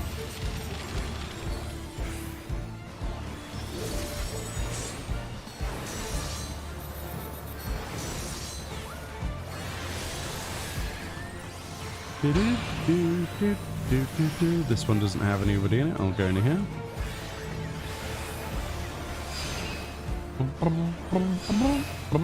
Yeah, you don't need to play Octopath 1 at all. It's a completely separate storyline. That's one of the many reasons I think it's a really good option, because you can try out all of the new stuff without worrying about missing out. The only thing that relatively is the same is like the belief of the people in the world, right? So in some storyline segments, they'll be like, oh, praise this particular person, you know, praise the flame and stuff. It's the same religion, basically. So there are a couple of lore elements, but there's still, like, as far as I've played so far, there are no references to the previous characters, the previous land, or anything like that. It's just a self-contained adventure, which is really cool. And you pick one of 8 characters to start with, and whichever you pick at the start, you have to complete their storyline first before you can change them out of the slot. But everyone else you can interchange in your party. And there are 8 storylines and 8 you know, separate adventures. And there is some overlay this time around. So in the first game, you didn't have the characters interacting as much at all. In fact, they were like in a vacuum. Whereas in this one, they do have interaction storyline bits, which is really cool. I've yet to get to those points, but I am assured by a few other creators that yes, they exist. I was like, oh, cool. So far, I'm still unlocking all of the Chapter 1 characters and a couple of Chapter 2 storylines. I've been focusing on... Well, you can guess who I've been focusing on, right? Oshette, because Oshette is the cat girl. My favorite, immediately. She's adorable. Bum, ba, bum, bum, bum, bum, bum. Do, do, do, do. I think Octopath Traveler, Tactics Ogre, and maybe Tactics getting easy promo events. I'm going to be honest with you, the marketing needed a bigger budget for those games. Octopath 2 feels like it hasn't had any budget for marketing at all. And that's not to say they're doing a bad job, don't get me wrong. I know people that work in the marketing team at Square Enix, and they're doing a fantastic job. But I would have liked to have seen way more trailers and things for Octopath 2. It is one of the biggest gems of this year, and so few people even know the basic stuff that, do you have to play the first game? The answer is no. Stuff like that, you know what I mean? So I think they could have done a better job of marketing it, advertising it. But apart from that, it is a fantastic game. Absolutely fantastic.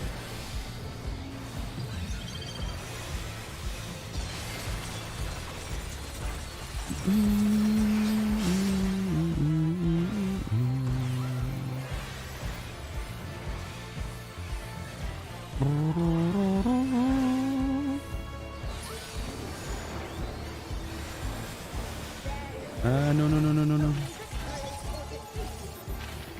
There we go. I was worried then. I thought I was too far away. Lovely jubbly.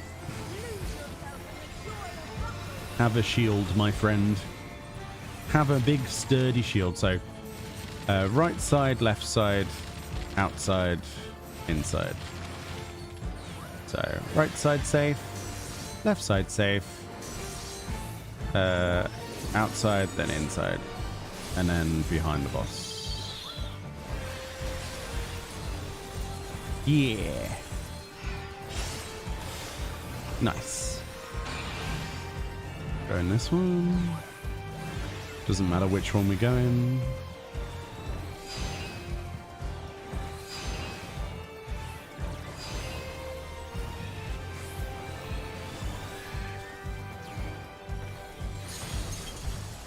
Spears. Wow, rude.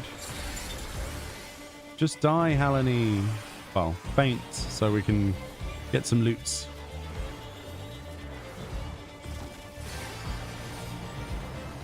Oshet is the best. Yeah. It's like Miss Loot on our social media page for Team Whisker. We were like, so tell me, the game's been out for a while. Who is your favorite character and why is it Oshet? Awoo is the answer. What does that look like? Any good? It looks a bit okay. Right. Also, ranting, if you cap housing on an account, you should make it so alts who can't purchase a home now have access to the account-bound private plot. Yeah, the ability to have, to be able to set it so that your alts have access to your own houses would be nice. Like full perms. That makes more sense than anything else. I agree. Maybe that's a question you should pose as well. Dude, seriously, I've been slowly playing the first one. I thought I would look. Okay, I've not completed the first game. That might stun some of you. I've got quite a long way through it, but I've not completed it on my Switch playthrough because I decided to restart it on Steam when it came out. It is really good, but I haven't finished it. I got close. But the second one is like chef's kiss. It's really good. Look out for the moon. The moon is here to get you. Evil moon. Also, this is a jam.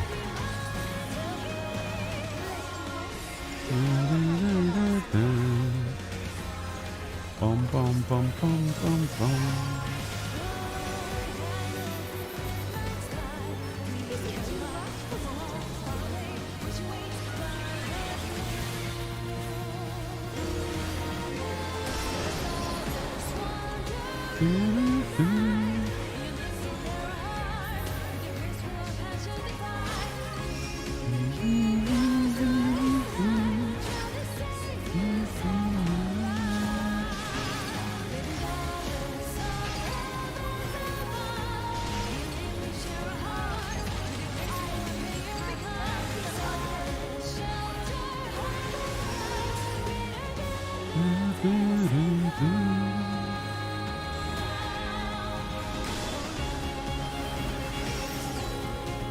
Where's the moon? There it is.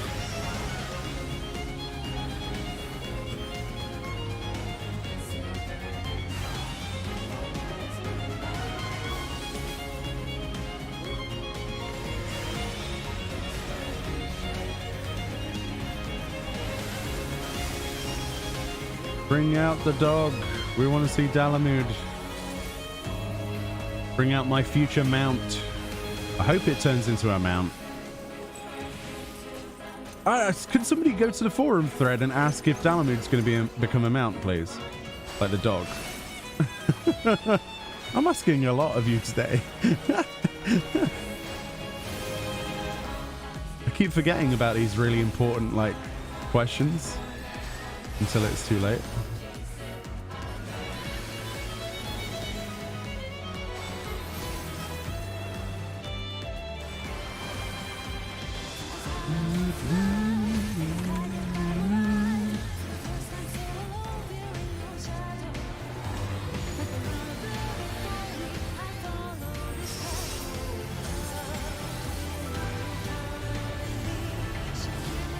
Yay, doggo. Whoop, whoop.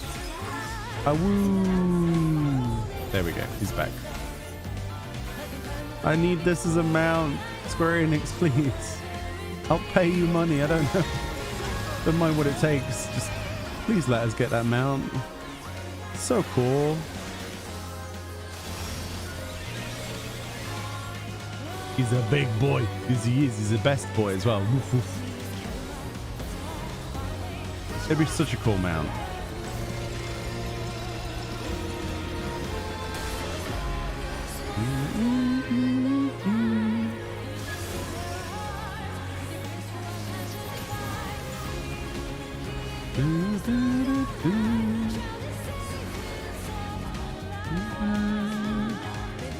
It's hard not to jump to the beat on this one.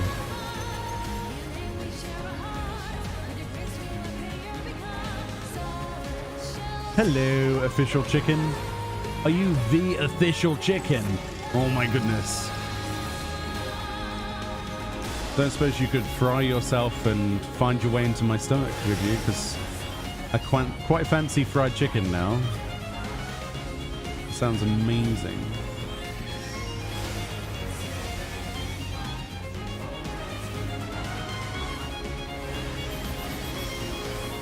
A bottomless end content. Each of the 12 gets an ultimate fight. Oof.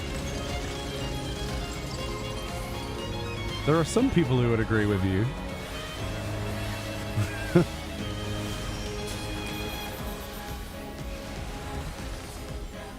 For sure.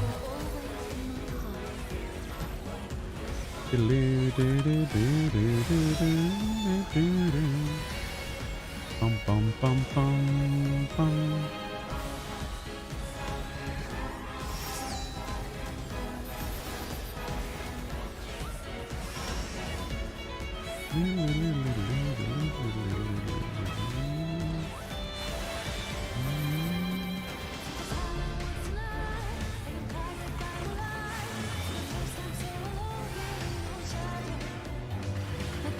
Bum, bum, bum, bum, bum, bum, bum, bum, bum, bum, bum, bum.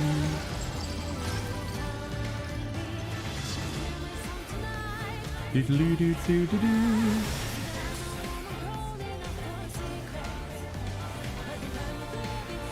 I'm really hungry for chicken now, though. That's really unfortunate.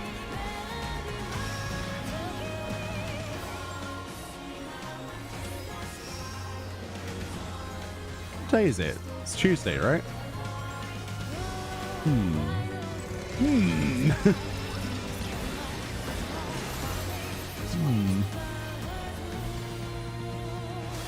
Ah, I stood in the wrong place. Oops. Nah, she's nearly dead anyway, bless her. Begone, Menfina, my love. Leave us. Menfina's still the best. Fight me. That limit break on the after the boss had died. Fantastic. Oh, people have actually done their frames. This is a mood right here. That is a mood. Dedicated to Moonlight. Rhythm of the Realm. Favor. Don't have those. Oh yeah, and I don't have the card either. That's crazy. Pass on that. There you go. Now we have to wait 400 years for people to press buttons. Da, da, da, da, da, da, da. Welcome to 14. No tank hands again. Oh, rip. Rip hands. Look, Ma, no hands. Alright, DC travel, housing item cap. Housing item tool option. Causing housing alt permissions and download requests all posted. You feel obnoxious already? Alright, we're gonna have a look at the thread again in a second. Congrats if you got loot and stuff. Awesome sauce. I want to do a quick Aglaya. Does anyone want to come in? Drop out if you want to. I don't mind. I'm not obligating you to come. I just want to get a coin. I want to do Aguilaya. Oh, really? That's really generous of you. I'm not going to say no. Would you like a seahorse? I feel bad if I don't give you something. You get a seahorse. His name is Steve. Take good care of Steve the seahorse. That's a really bad trade. If I had something of value, I would like trade with you. But don't think I can trade those anymore because I placed them. Thank you very much, though. Oh, streamer privilege. Thank you so much. There's a banger of a song as well. And now, when people ask me, do I have dedicated to Moonlight, I can say, yes, I do. Yes, I do. Courtesy of Luna Shebnamo from Odin, who traveled all this way specifically. Thank you very much. I appreciate that. Ooh, elemental gear is awesome. Whee! I love making people spin. Whee! It's good fun. Thank you very much. I appreciate that. It was very nice of you. And you gave me a hug and I ignored you. Here you go. /hug. There you go. Have a hug. We've got to hug the Lalafell against its wishes as well. There you go. So that's how we do things. Giga Blazer. Yeah, you get a hug. Sure. Hugs. Hugs for everybody. It's like Shiagura, but with less cheese. Right. Let's do an Aguilaya. If you want to leave, you're welcome to do so. If not, I'm going to press the button. I'm going to press the button. Do you need to come, Fran? Are you good? You busy? You good? All right, cool. Anybody else? Do you need to get your Aguilaya coins? Because you can upgrade stuff, and that's the only reason I would do it. You need to get your, where the devil are they? They're in here somewhere. Do I even have any? My inventory, by the way. Yeah, there it is. If you want to get upgrades for your alts and stuff, they're the coins we need. We seem to be door stuck entering the Discord. Yeah, poke Para. If it's messed up, Para will fix it. Para's like the unstuckerer. Oh dear. That's a lot of coin. Is it? Eurosign coins. And I stole his glam. What, my glam? Or this person's glam? Or this person's glam? Giga Blazer's glam? The type 2B stuff, I think it is, right? Yeah, apparently you got poked in the butt. Oh, the green shiny one. Yeah, Luna's got some elemental shiny thing going on. Those boots, though. Are those the winter boots? What are those? Whisper fine. Oh, you gotta have comfy boots. I agree. It is cold outside. Only because I'm fixated on gaming setups at the minute. Any day we can see your setup someday. I did not an unboxing. What's it called when you do? I'm pretty sure I did a PC thing. Didn't I? Oh, that was on Twitch. Oh. I knew I'd done one, but I didn't keep any video footage of it. Yeah. Yeah? You can have my stats, though. It's a rendering PC. So it's a little bit meh. But I can just post my stuff to you. You wanna? A wall of text? There you go. Oh wow, it hasn't put any like spacing in it at all. In fact, it's deleted half of the message. I guess YouTube's not very good at line spacing. Bless you, by the way.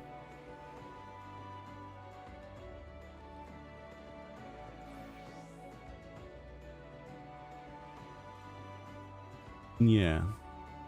Right, let's do Aglaya. If no one else wants to join the party, we're going. Ooh, that's a really nice bard glam. Look at that.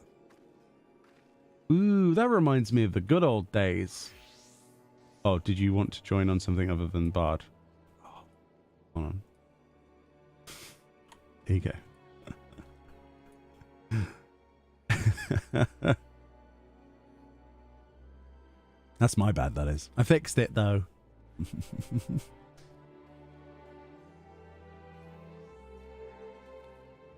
That is a big rig, Meoni. It's, I got it a couple of years ago. It's 2 years old now. Oh, obviously the GPU is newer than that, but... It's the difference between me waiting hours for a render and 2 minutes. So, it's not very game-centered, if that makes sense.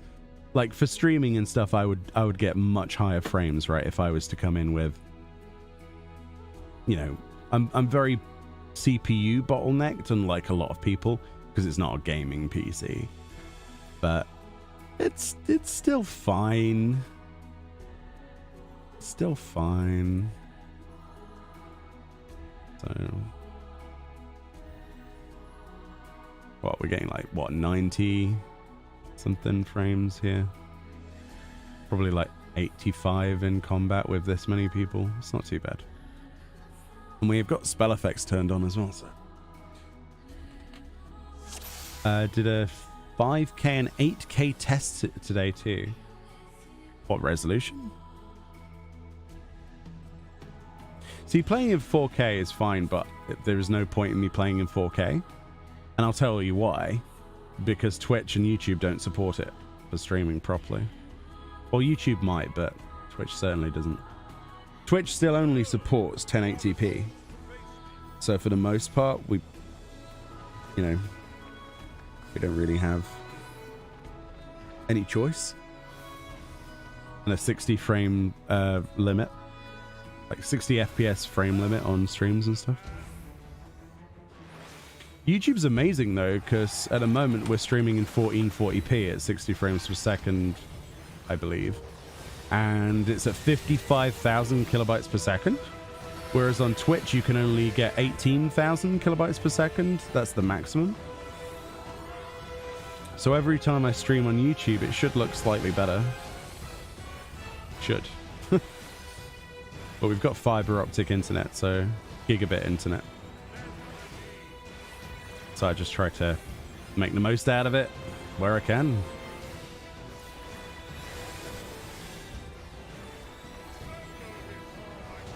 Thank you for doing that, Para. I appreciate that. I appreciate you. You guys have no idea how instrumental Parabella, or Lord Snaz Parabella there, as he says in chat, has been in the growth of my channel in regards to helping me with getting items before I can afford them usually, or helping me do things, or I'm like, hey Para, can I have help doing this for Fashion Report? There's a lot of people that help me with that, including my girlfriend, obviously, and occasionally other people. But Para has been there since when I first asked him, really. He's an absolute star, a legend.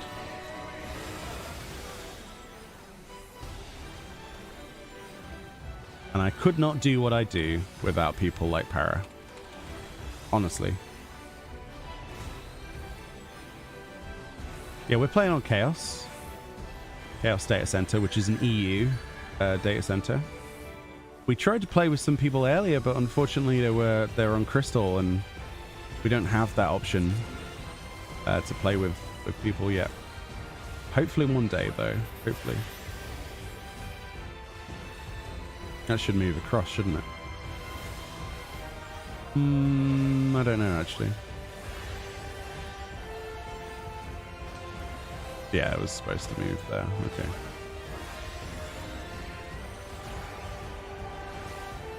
Can I only say the same about you, Meoni? Oh, I could be a better friend.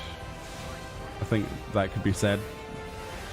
The problem with me is I get sidetracked into doing something and then I completely forget that, you know, I have to try and be social with people.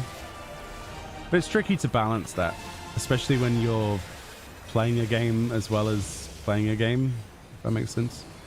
You're doing both for what you do in the day and evening. It's tricky. But I do value you. I just want to make you aware that you are valued in every way.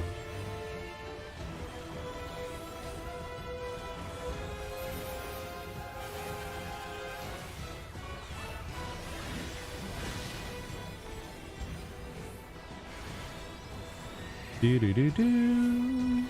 Do do do do do. I'm looking forward to a bit of PA test this week. Hopefully we can go in for 2 raid nights and make some prog. Because we made some decent prog last week, Para. It was fun.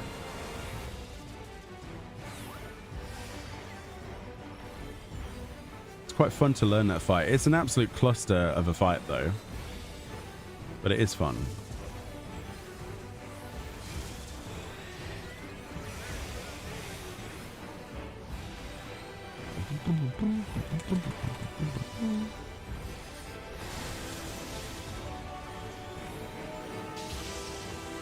Die, Barakat. Be gone. Yes, let's see if we can kill phase 1. If we could get to the end of that door boss, I'd be so happy. Oh no, Giga Blazer, did you DC? Oh, oof, DC. It's fine. Hopefully, hopefully the game lets you back on. Hopefully we can kill this before we have to do mechanics. That would be nice. Yeah, we're still on the door boss in terms of progression, chat, and I have to say it's one of the most intense things I've seen in terms of an 8th fight before. Much more interesting than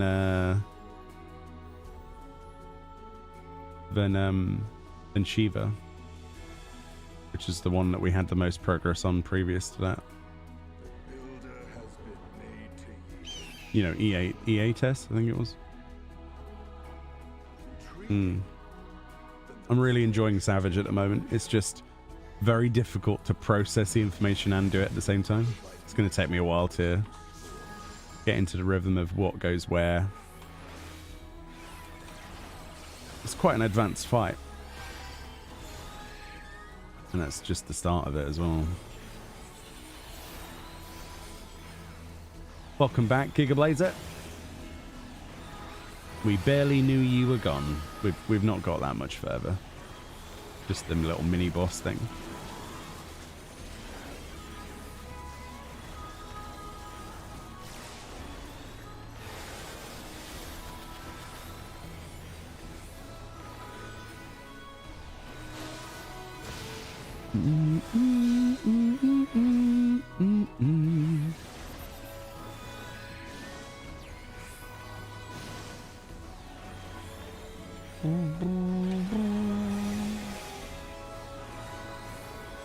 You got to Enrage 2? Oh, got to Enrage 2 months ago, rather. But was forced to take a break from it. Oh, no.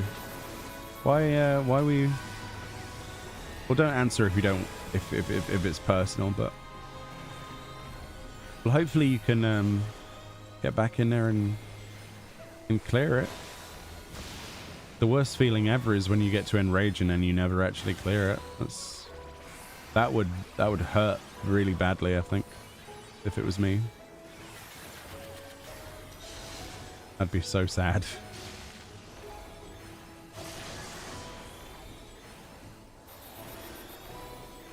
Oh, P7.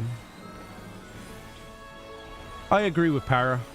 P7S is a really, without swearing because of YouTube, it's a really terrible, I'm trying to think of PG words,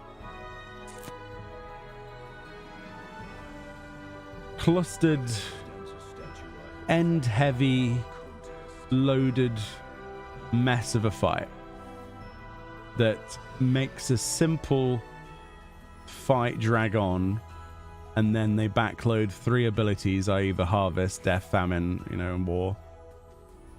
Well, Famine, Death, and War, right? And then you're expected to pull that off, but you're not able to learn that at any other point of a fight. So it doesn't follow the same learning procedure that you would learn on any other Savage fight ever. They just backload those 3 abilities back to back and expect you to have like progression. But until that point, you have fairly easy, you know, to pull off mechanics that honestly become very boring because the fight's too long. You spend way too long getting there. And then when you do finally get there, it's like, oh, well, I stood in the wrong place for famine. We're all dead. Or it's usually war that's messy to clean up. I have to say, though, recently we've managed to pull off flawless execution of that. I was really proud of Paris' team last week, of our team, because we didn't put a foot wrong. It was insane. We one-shot it. But we got a new DPS recently, and the funny thing is that we one-shot P7S, but we needed to do P5, what was it, P5 or P6? And we were there for like nearly half an hour because we'd forgotten how to do the fight. It'd been so long. But we go into P7 and we one-shot it. It's like, what? What is wrong with us? But it's because we had learned for so long with P7, it's impossible to unlearn how boring that fight is, and then those 3 mechanics. But it's painful to prog on because you have to get to that point to prog it. So that's why I agree it's not a very well designed fight because of it. I mean, obviously it's better than a fight like Firebird or Guardian or whatever tier that you would place in there. It's mechanically not difficult, it's just boring. And there are times when we've wiped just simply because we're so bored, we end up having a conversation about something unrelated because we're on autopilot at that point, you know?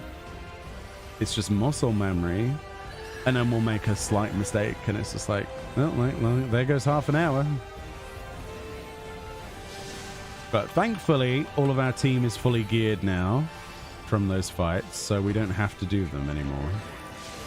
Touch wood. In theory. Unless our DPS turns around next week and goes, actually I kind of didn't roll on this or something, I don't know. And then I'll be sad. But yeah, hopefully we can get just like 2 days a week of DAS in and we'll clear that. We've got plenty of time because the next major content patch that's going to include another raid tier is a very long way off. Like we're talking like months and months and months, like 4 months or something strange like that, because we've got 6.35 coming out soonish, right? March, we would imagine. So that'll take a large chunk of that month and probably the second month after it. So that puts it up to maybe June, July that we might see 6.4. That's a long way. So we've got plenty of time to do our Savage rating. We're actually not too far behind. I mean, we haven't cleared it, but we have a lot of extra time to prog. So I might actually clear a tier. This will be the first Savage tier that I've ever cleared, by the way. Fully cleared. We've always came close, but it's always like the last boss that hasn't worked. Last time we had 2 people leave the static just as we'd got it to like enrage. Basically like 30 seconds away from a clear and then never came back for various reasons. And yeah, we've always drawn the short straw. Ooh, that's not good. No, don't stack with me, please.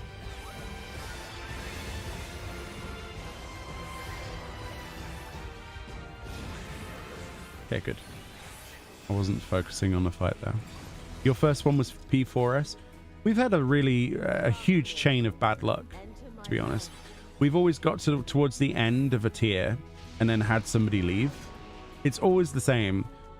Previously, in previous years like Stormblood, it was tanks and healers, and then it was healers again, and then it was DPS, and then it was tanks again, just as we get to the point where we could clear a tier. So I'm hoping, fingers crossed, that this time the group we have, which is capable, more than capable of clearing this, if we can stick together, if things can just go well for people in real life, we should clear it. What item level will the relic be in 6.35? Probably in in 6.35. It's probably going to be 630 or 635. It's not going to be higher.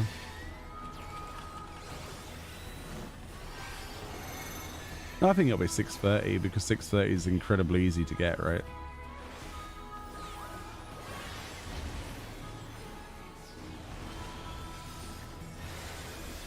I doubt it'll be 635. I don't think it'll be 625. That's too low. That's way too low. We'll see, but I think 630. Because they'll probably also unlock in 6.35. They'll probably unlock the ability to get brine by getting... Oh no, that's not going to be in that patch, is it? I think a 630 would be a good place to be because then it has some kind of reason, but it's still not best, which is where those relics usually fit. I don't know what you guys think, but you cleared P4S as your first tier as White Mage. White Mage was like my go-to for ever since the beta of A Realm Reborn, but when Sage was announced and we had the media tour, I had the fortune to play it before pretty much anyone else, and it was a love thing. It was a, this is probably my favorite job now, and it kind of is. Am I any good at it? Probably not. I make mistakes all the time in Savage, but we still clear the bosses and I still do what I can. But it has more stuff to press than White Mage, which is one of the things I like about it. Speaking of which, I never put Cardia on the target. That's not good. Sage's love. Sage is it's hard to quantify. It reminds me of Disc Priest from WoW combined with Resto Druid. Does that make sense? Because I come from a World of Warcraft background, and I've played all of the healers in that game at one point as a main. Apart from Shaman. Don't like Shaman, but Disc Priest in terms of the shields. Resto Druid because I literally... Well, I've got more hots than I have on my White Mage, let's put it that way. I have much more... Well, I haven't, but it feels like I do. It's like a good mix between the two in my brain. Somewhere that makes sense.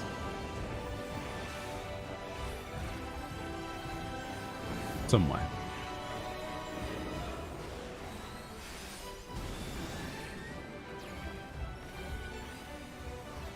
White Mage plays very much like my Holy Paladin used to play, or like Holy Priest, which is awesome.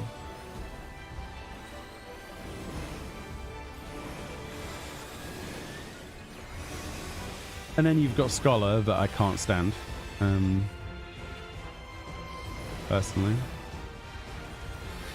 Astro is fine. But yeah, Scholars and me don't get on. It just doesn't work. It's not fun. For me. Each to their own, and I fully respect people who play it, but I can't get behind it. I can't do it. Don't like it.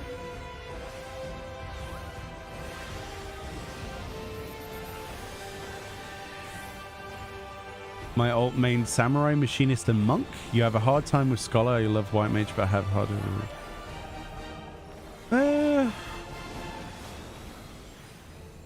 Yeah. I think a lot of people probably have a similar feeling about it. I will be honest to you, though. The thing that makes Scholar harder to play is that they got shafted. In comparative terms to the abilities that nearly every other healer got. Like when it came to the reveal of a job action trailer for Scholar, there wasn't a single person in the world that said that looked good. And I think they deserved more than what they got. But that's my opinion. I feel that they got quite a lackluster update.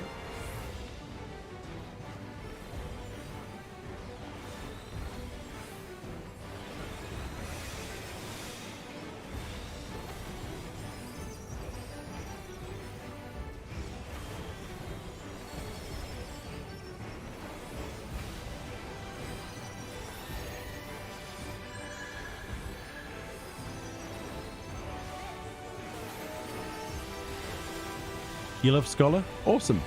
More power to you. I just think that you should have got more. I think they were a little bit, perhaps, I don't know if the word stingy is the right word to use. That seems a little bit too negative, but I feel like they could have done better with your abilities, your new abilities, the reworks.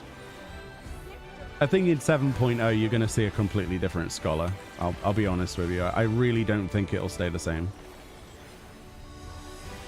Not at all. I could be wrong, but nah. I don't know. Scholar needs something for the fairy. The fairies at this point are, insert word here that I can't say on YouTube, useless. It just feels like they don't really exist anymore. And that's how I feel about Summoner as well. Like the carbuncles do nothing. It just feels like they should incorporate a better way of using the fairies. I don't know what that would be, but it's not there, is it? It's not there. With 14 being your first full MMO, Scholar, I personally say that is a tank main side class more than anything now. Free Scholar needs more adjustments for Fairy. Yeah. It's lacking its identity, right? Its job identity is being diluted. Or has been diluted. Do I have that? I think I have that.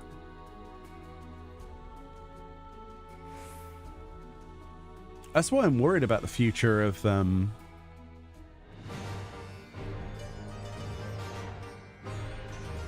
the future of jobs. I mean, Parabella is probably going to side with me on this one. We're worried about what they might do to homogenize and turn things into single button rotations. And this applies to making everything more PvP-ish. And I'm not sure that's the right direction for the game.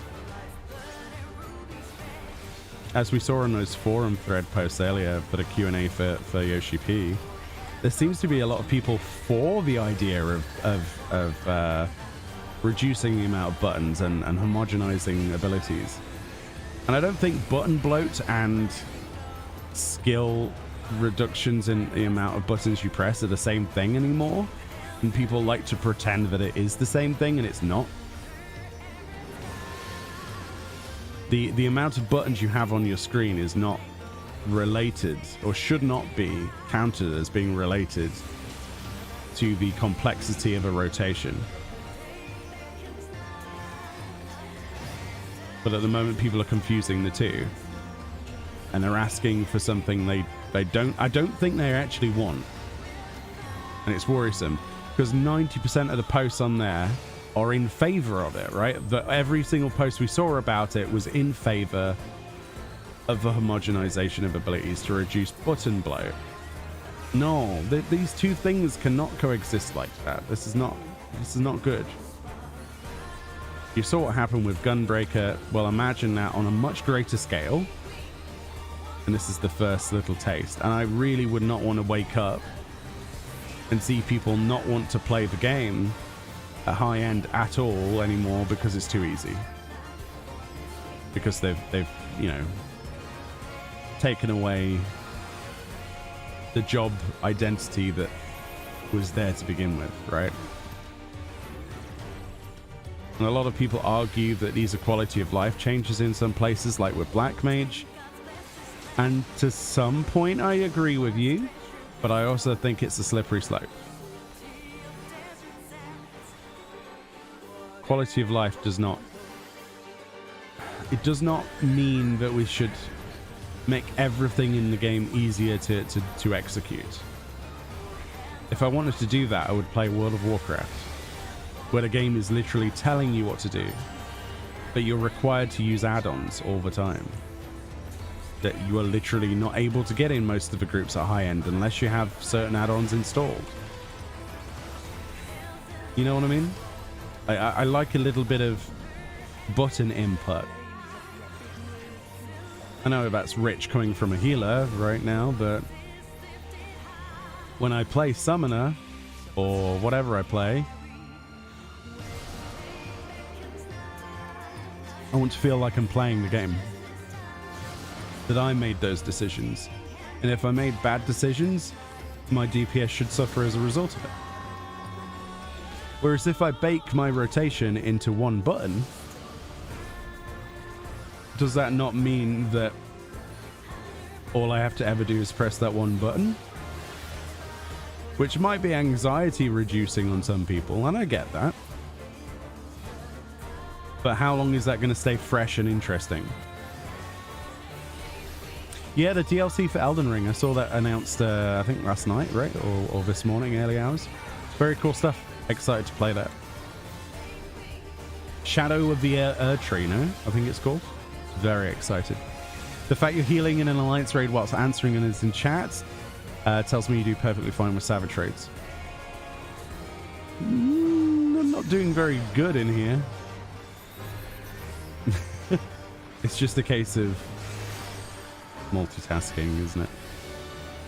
That's why I don't stream our progression nights, because I need to focus, obviously, on what we do. Whereas in here, it doesn't matter, does it? As long as I do a semi-okay job, it doesn't matter. Oh, that's the wrong way.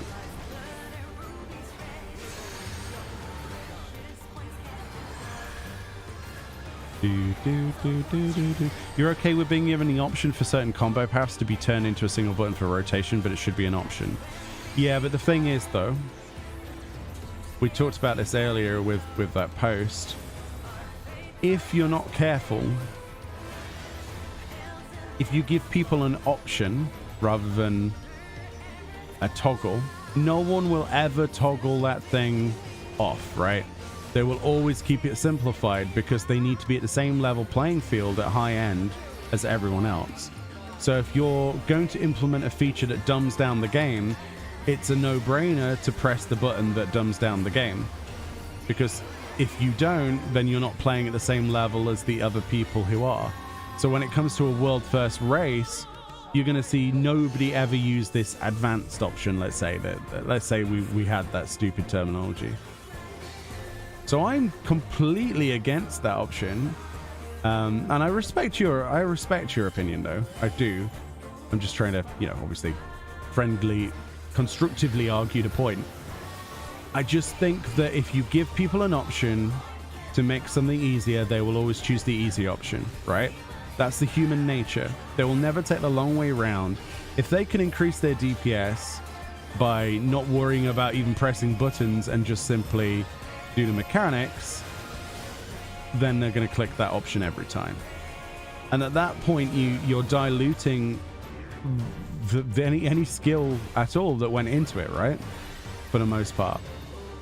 That multitasking ability of being in both the right place at the right time, as well as pressing a full rotation and getting an ability off before moving to this place, and vice versa. So respectfully, I have to disagree with that one. Just that one, though. But, yeah. I just think the more you simplify something, the wetter that slippery slope gets. And where's the threshold before people reject it? How far down the slope do we go of sliding down this route of making things be like, I don't know, 8 buttons, 7 buttons, 5 buttons? How many buttons do you want in your rotation? 3 buttons? Is that too many? Is that too few? Like, what is the point where people reject it completely? How much of a game do you want to play, and how much you want the game to play for you is another question.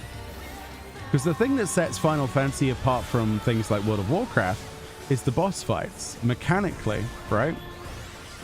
It's about executing a DPS threshold before a certain point in a fight, whilst avoiding all of the other situations, AoEs, being in the right place, performing mechanics properly, Akmorns, moving in and out of areas, pairing up light parties, that sort of stuff. That's what makes this game different than any other game. Kind of like the people who are hiding behind things today. I'm going to upvote that one. What have we got? Loot. I think I've got that one. Yeah, I've got the cards. Thank you for the run, guys. I appreciate that. Got the Orchestrion. Don't have that one, apparently. Roll for that. What's this one look like? Glamour's glamour, right? Let's press the greed button. What's this? Awful. What's this? Oh, I don't like that. Cool. Got the thingy. Thank you for the run. I appreciate that. You're all legends. And I've got my coins so I can upgrade some summoner stuff. Monk buttons. Combo buttons would never work for them. You say that, but if they rework the job like they do with things all the time, anything could be possible. That's the problem. Saying it will never happen doesn't mean it wouldn't happen. I thank you so much. I'm going to disband the party now. Thank you so much for the group. I really appreciate that today. And you all get a dote. You're all adorable. Thank you.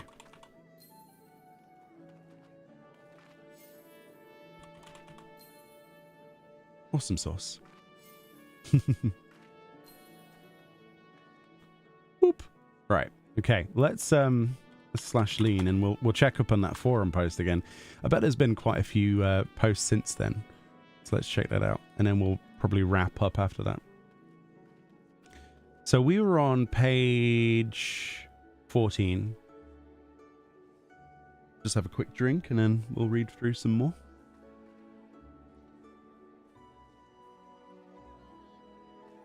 Cheers, Gigablazer. Have a nice food.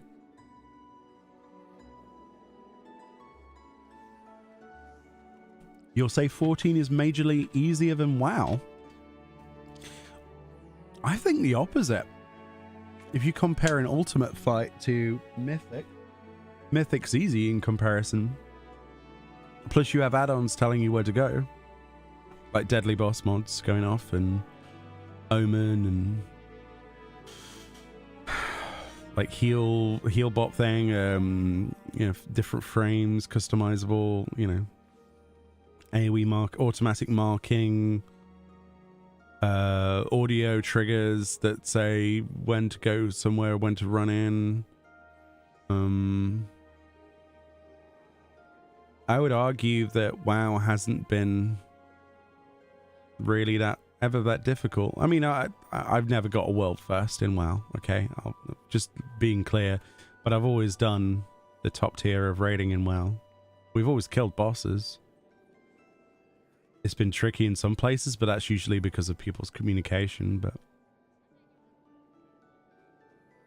Oh, yeah. I didn't play Shadowlands.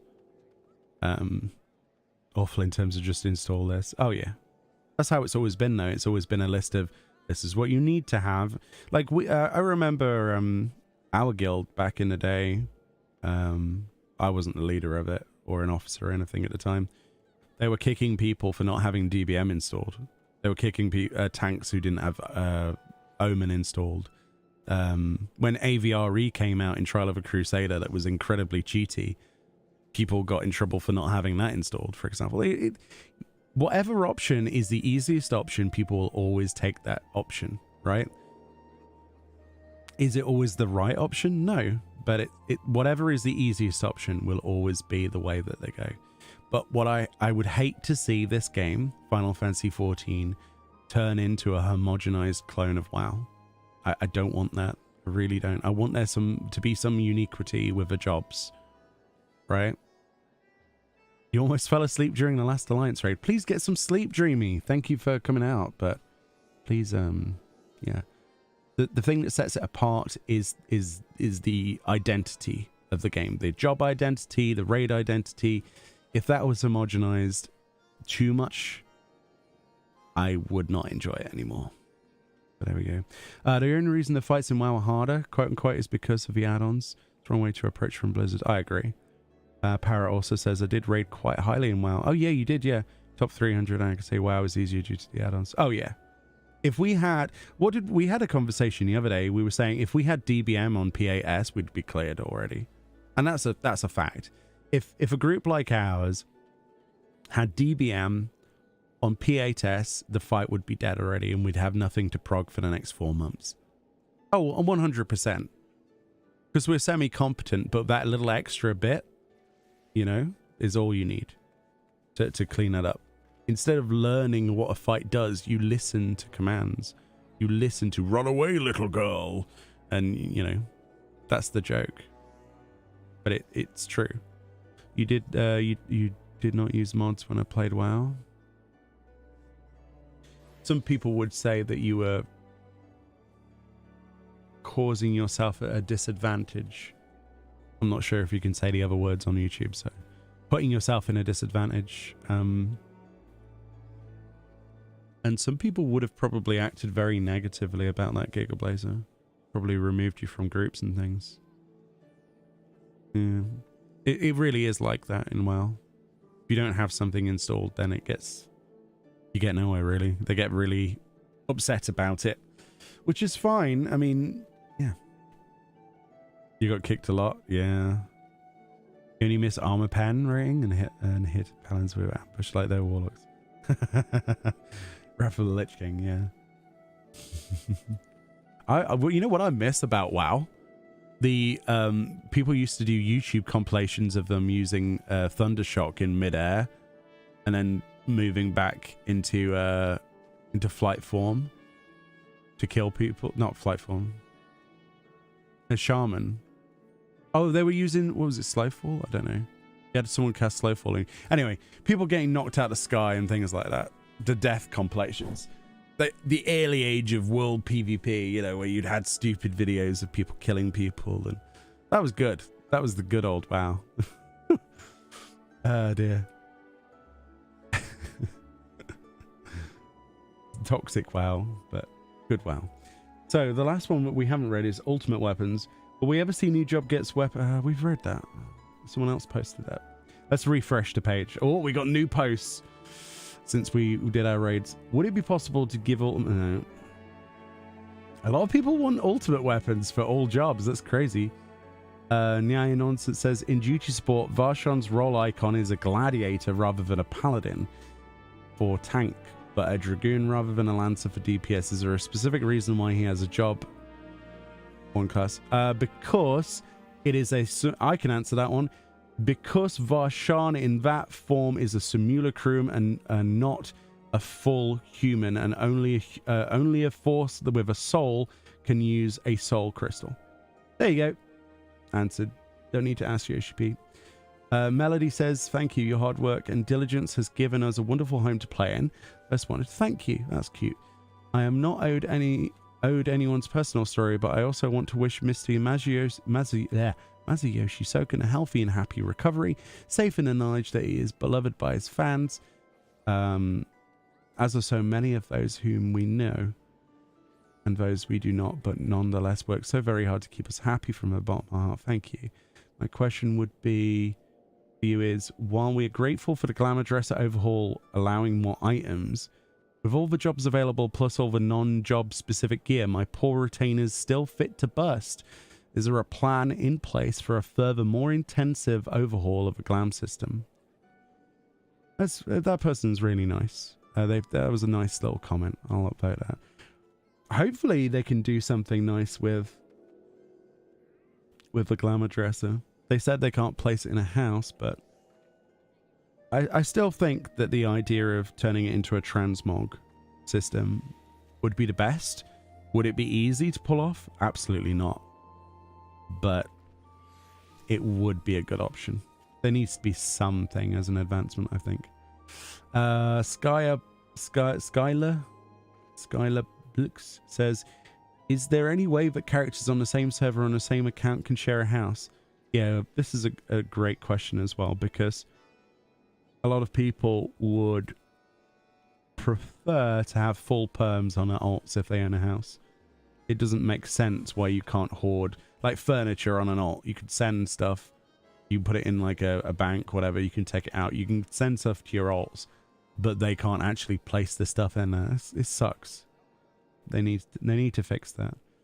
Akko 505 says, will you increase the amount of buffs a player can have at the same time known as the buff cap, for at least 40 to avoid situations in which important buffs are dodged and not applied, such as in Delibram Regine and more recently Dragonsong Reprise in the Omega Protocol? That's a great question. That is one that needs an upvote. So if you don't know about this, people were missing shields, people were missing abilities. You could dodge your own ley lines by standing in it because the buff cap had been reached, because there were that many buffs and debuffs applied to you in the Omega Protocol Ultimate that you could actually get to the buff cap, which means you could avoid your own buffs and debuffs. So if you stood in ley lines, you couldn't benefit from ley lines as a black mage, which immediately made jobs like Machinist best to use for Protocol. And that shouldn't happen, man. That is a game limitation. If you're going to design a fight, you thought it got fixed? Did it? I really hope so. But if you're going to design a fight around that many things and then have the buff cap, not good. Not good. They need to address that. All right, we appear to be on the last page. We've done 141 of these. Aldotsk says, it's been 2 expansions since we got a big major housing update, besides getting more furnishings and wards. But will we see updates in getting more furnishing slots for indoor and outdoor, as well as changing the interior staircase layout for small, medium and large houses? It's been 2 expansions since the last big... What was the last... In terms of what he's saying here, what was the last big major housing update then? Because to me, the last housing update was Ishgard and the ability to do the lottery system, right? What are they referring to here? I'm curious. Does anyone know? Besides getting more furnishings and wards. Besides. Well, obviously, housing slots would be awesome to be upgraded. Changing the interior staircase layout. That'd be cool. I just don't see why they thought that the last major housing update was 2 expansions ago, when we recently had like 1,800 plots added. And then before that, Ishgard, and then at the same time a lottery system. Those were pretty big. You don't like coffee? You don't like coffee? Oh my goodness. Fran doesn't like coffee. I like tea. I drink a lot of tea, and I drink coffee as well, but more tea than coffee. Coffee's like my early morning go-to if I can remember to make some. Fake win is you? All right. Let's read what you've put. Previously mentioned was the ability to play with people from other data centers using the cross data center functionality. Is there anything new regarding the potentiality for future cross-region data center travel and play? Oh yeah, there you go. There's the like. Go like this one, please, chat. Be awesome, please. And are there any plans to implement additional housing changes? If so, what? Some ideas are below.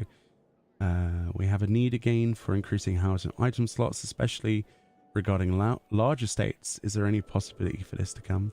And is there any interest in implementing an additional tool option for item placement that allows players to place items along, say, X, Y, Z axis with limits? The ability to create and utilize spaces, and what's actually possible is pretty limited most times, and I feel it needs some reworking. That's awesome. Yeah, I think you fit most of the stuff in there. Excellent. Good job. Additionally, regarding housing, if you cap housing on an account, can we make it so alts who could purchase home access? Yeah. Can we also have Dalamir Dwarf? Yes. Yes. I love it when people listen. Yes, I'm a bad influence, but yes, these are all excellent points. Good job. I'm looking forward to seeing some more thumbs up on these, chat. You know what you need to do?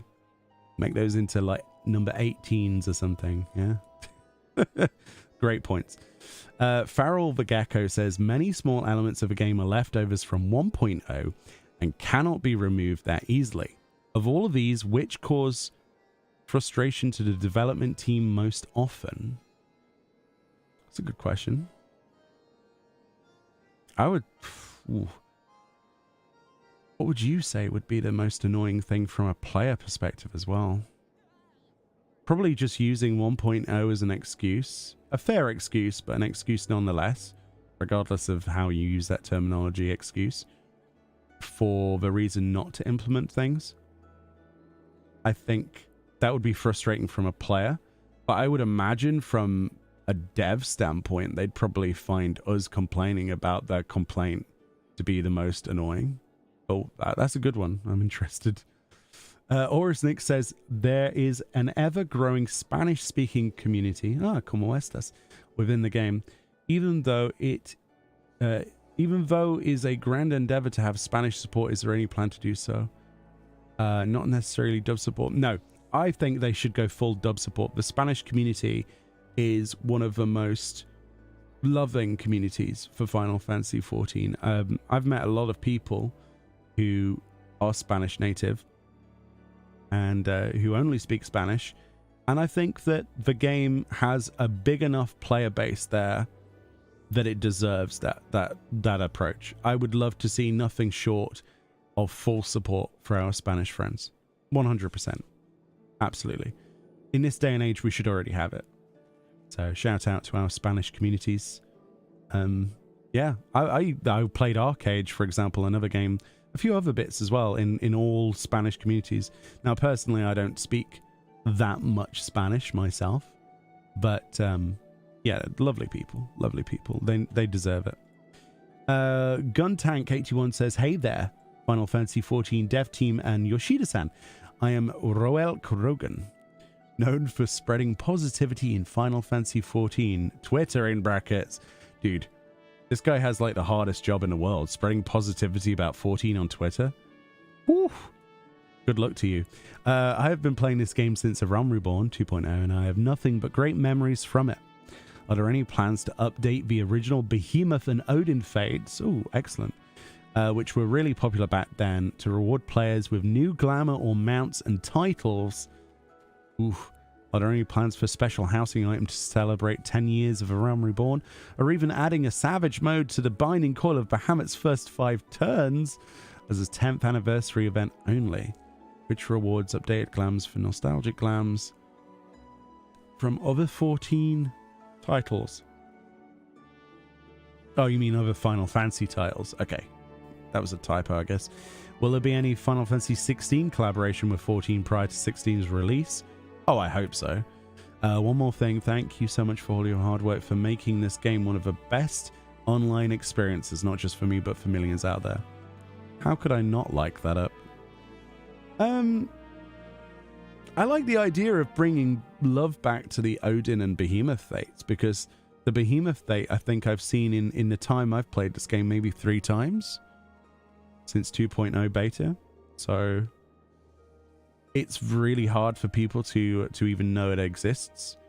Hunt trains and stuff like that don't, you know, discords and stuff. It's not that known about, and I would love to see that stuff, because the original trailer for 2.0 featured Behemoth and Odin like as prominent figures. If you watch back the Final Fantasy XIV launch trailer for 2.0, Behemoth and Odin are featured in the cutscene. They don't usually do that with content. Like any content that came out afterwards, you don't see primals and things like that. So that was a big deal, and it should still be a big deal. Like Odin is still very much a thing that exists, right? So, drink of water, I think.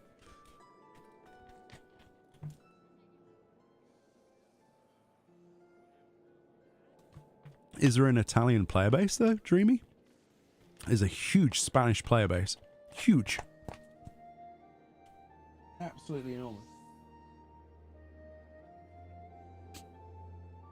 A single South American server would be awesome. I agree. Just more inclusivity would be good.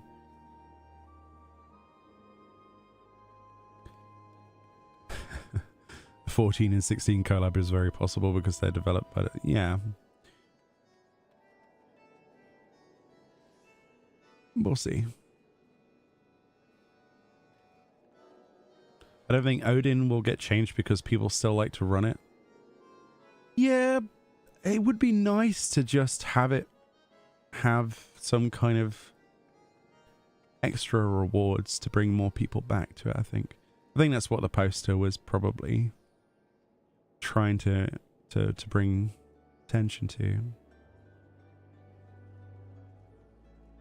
It now scales better because we got wiped with 8 people. See, 8 people showing up for a world boss like that is too few. You know, I would love to give people, new players especially, I would love to give them the feeling I had when I first walked through the Shroud and saw that fate for the first time. You know, with hundreds of people literally standing there in their AF gear, you know, waiting to pull this, and oh, it's so cool. And then it turns into whoever got the killing blow or whatever. Amazing. They are more on the light DC. Your FC leader is an Italian, I know, a legacy player. Oh, cool. Cool. Just more inclusivity, the better, really. It scales differently now, but same rewards, so it's easier to achieve. I just think that it would be nice to see more stuff, more light brought to that. It's hard even using Discord. Yeah, Discord is not a very good venue for organizing events. It's great for everything else, but I don't think it's where it needs to be. And then we got Halfangs, who says, some of the highlights of my time in Final Fantasy XIV were introducing the game to my close friends, and especially to my 50-year-old mother, who doesn't really game. That's awesome. While she enjoyed the game, she found dungeons and group content overwhelming. Duty support is a great addition, but would you ever consider, or would it be possible to allow undersized parties, such as 2 people, to enter duty support dungeons and fill the remaining slots?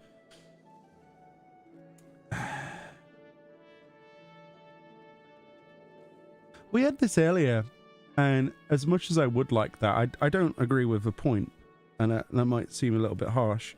Not for what the reference is, but rather that my point is, regardless of the situation, beyond grouping with the NPCs, I don't really think it's a wise idea to make it so that you can fill a party with your friends and any leftover slots should be AI. I don't like that, because that promotes the idea that the other people in the game are not worth your time at all. I can understand from a solo perspective. It's easier to understand that. It's just the idea of segregation instead of giving the opportunity of that one sprout who needs a spot through that dungeon that I don't like, with an already painful MSQ full of duties as it is. It would, you know, like, it would take away the spots in those dungeons needed, I think. Whereas with solo, it's completely different, because that person was never going to group with other people. Whereas if you had the option of grouping up with those 2 other random people in a dungeon, you're helping the queues along. You're meeting new people. It's a segue in to finding new friends. I don't know, because when it comes to like any of your endgame activities, it's gonna be tricky. I don't know. You think it's not even possible? Of course it'd be possible. Oh, it'd be 100%. It would be possible, because if you can group with yourself and 3 other allies that are AI, then you just remove one of the AI. But it would have to follow the party leader, because how it works is it follows wherever the party leader goes. So that would be interesting. That would be very interesting. But I'm against it. But those are my only reasons. It's still lovely that, you know, all I will say is there isn't an age limit on games, and there never has been, and there never will be. And anybody who ever tries to challenge this in the future with you're too old or whatever. It's a load of bull. And you should never listen to those people. And there is no limit on fun. And you should have access to anything you want. As long as you are over the age of the requirement for the game, there should not be a limit on the other end, ever, with any content. And anybody who gatekeeps that is a terrible person. And yeah, there are plenty of people who are older than this individual as well, who get a lot of joy out of this game and a lot of other games. And it shouldn't be seen as anything other than just a normal person, you know? You shouldn't see them as something different, but that's my opinion. But yeah. No, we've got a couple others. We'll read these last two and then we'll wrap up. Veteran rewards. Do you plan on rewarding people who have been part of the game for more than 4 months? You gave us the Cloud, Advent Children, Squall, Zidane, and Firion. Fryon, but Firion. And will you be able to get more Final Fantasy character outfits? So the thing with the veteran reward system is really strange because they changed it from subscriber amounts to they changed the way the system worked. And then at Jonifus, I really don't know what they're doing with the veteran reward system anymore. It's so bizarre to me that they've not done anything with it yet past what they said they were going to do with it. It's something that needs to be looked at, and they need to make a decision of if they're even going to have a veteran reward system, if they're going to go down the route with the achievement certificates, because achievement certificates were added to the game and everybody was like, oh crap, I better do loads of achievements so I have something to spend my achievement certificates on. And then they were like, oh, the veteran rewards are now going to be achievement certificate rewards. That was awesome. And then they just didn't add to it. So we're sat here with like 16,000 achievements and nothing to spend the points on. It's very strange. It's very strange. I know they've got a lot on, but you would have thought they would have addressed this by now. At least I think. And then the last one is Spidey Gen X that says, with the graphical update coming in 7.0, it's obvious the game has been planned to run for another decade at least. Oh, probably way more than that, dude. With that in mind, there has been talks of expanding PvP to the open world. No, that was not a serious thing, but there we go. Even possibility expanding and or integrating grand companies into a PvP open world system. No, that was not. It's not going to happen, which would include dueling as well. Thanks for consideration and congratulations to the team. I think they're referring to a comment a long time ago, which was shut down a long time ago as well. So if I could press the dislike button, I would. That won't happen. So anyway, like I said before, there are some really great questions. There are no bad questions. There are only bad people, right? That's the thing, right? So if you feel like you have something to ask Yoshi P and you want it to be answered, all you have to do, post on here. People press the like button on the ones they want to see.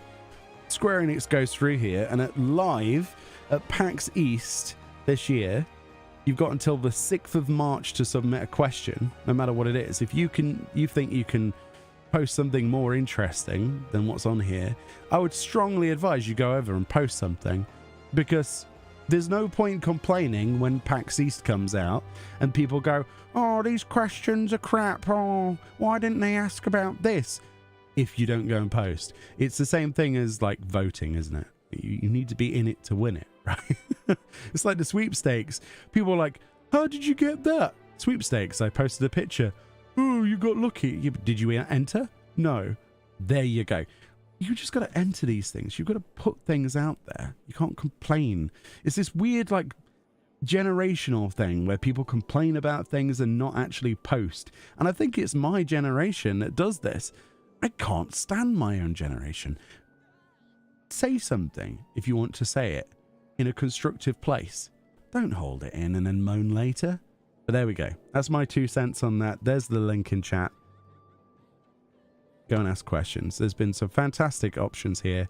I've gone through the entire thing, 15 pages today so far, and we've upvoted the ones we like and left the ones blank we don't. And hopefully that achieved something. And if I can bring more attention to this, then the less ERP questions we get at these events, the better, right?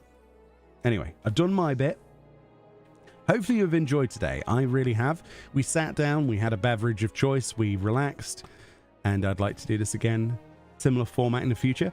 When there are big patches, like in 6.35, we'll be streaming a lot on YouTube. But for now, we're keeping it the one guaranteed stream, probably Tuesdays every week, going forward, sort of midday onwards. And I hope people are enjoying this format. I hope people who are watching this later as a VOD enjoy it as well. I'm trying to add more stuff to it. We might even try and get some other activities happening. Might even do some relic farming for some of the old relics, stuff like that. Maybe some community stuff. I've got a sort of hankering to go back into Eureka. So keep an eye out for that. We might do a Eureka from the Start project too, which sounds like pain. But when there's a lull in content for the next 4 months, it seems like a no-brainer. Anyway, thank you so much for your viewership today. I really appreciate that. To each and every one of you, I hope you have a great day. I hope you have a great week. I hope it's going well, and I hope this helped bridge the gap of boredom. And I'll be back soon. So, Eureka from the Start 2.0 Electric Boogaloo. That's right. And we're going to drag Parabella along with us as one of the organizers. But yeah, I'm going to go get some food, and yeah. Thank you so much, guys. I appreciate you. I would raid someone, but it doesn't work properly on YouTube for some reason, so no idea. Have a good one. All right, take it easy. I'll leave you with a post screen, and then we'll trail off. Much love, everyone. Bye-bye.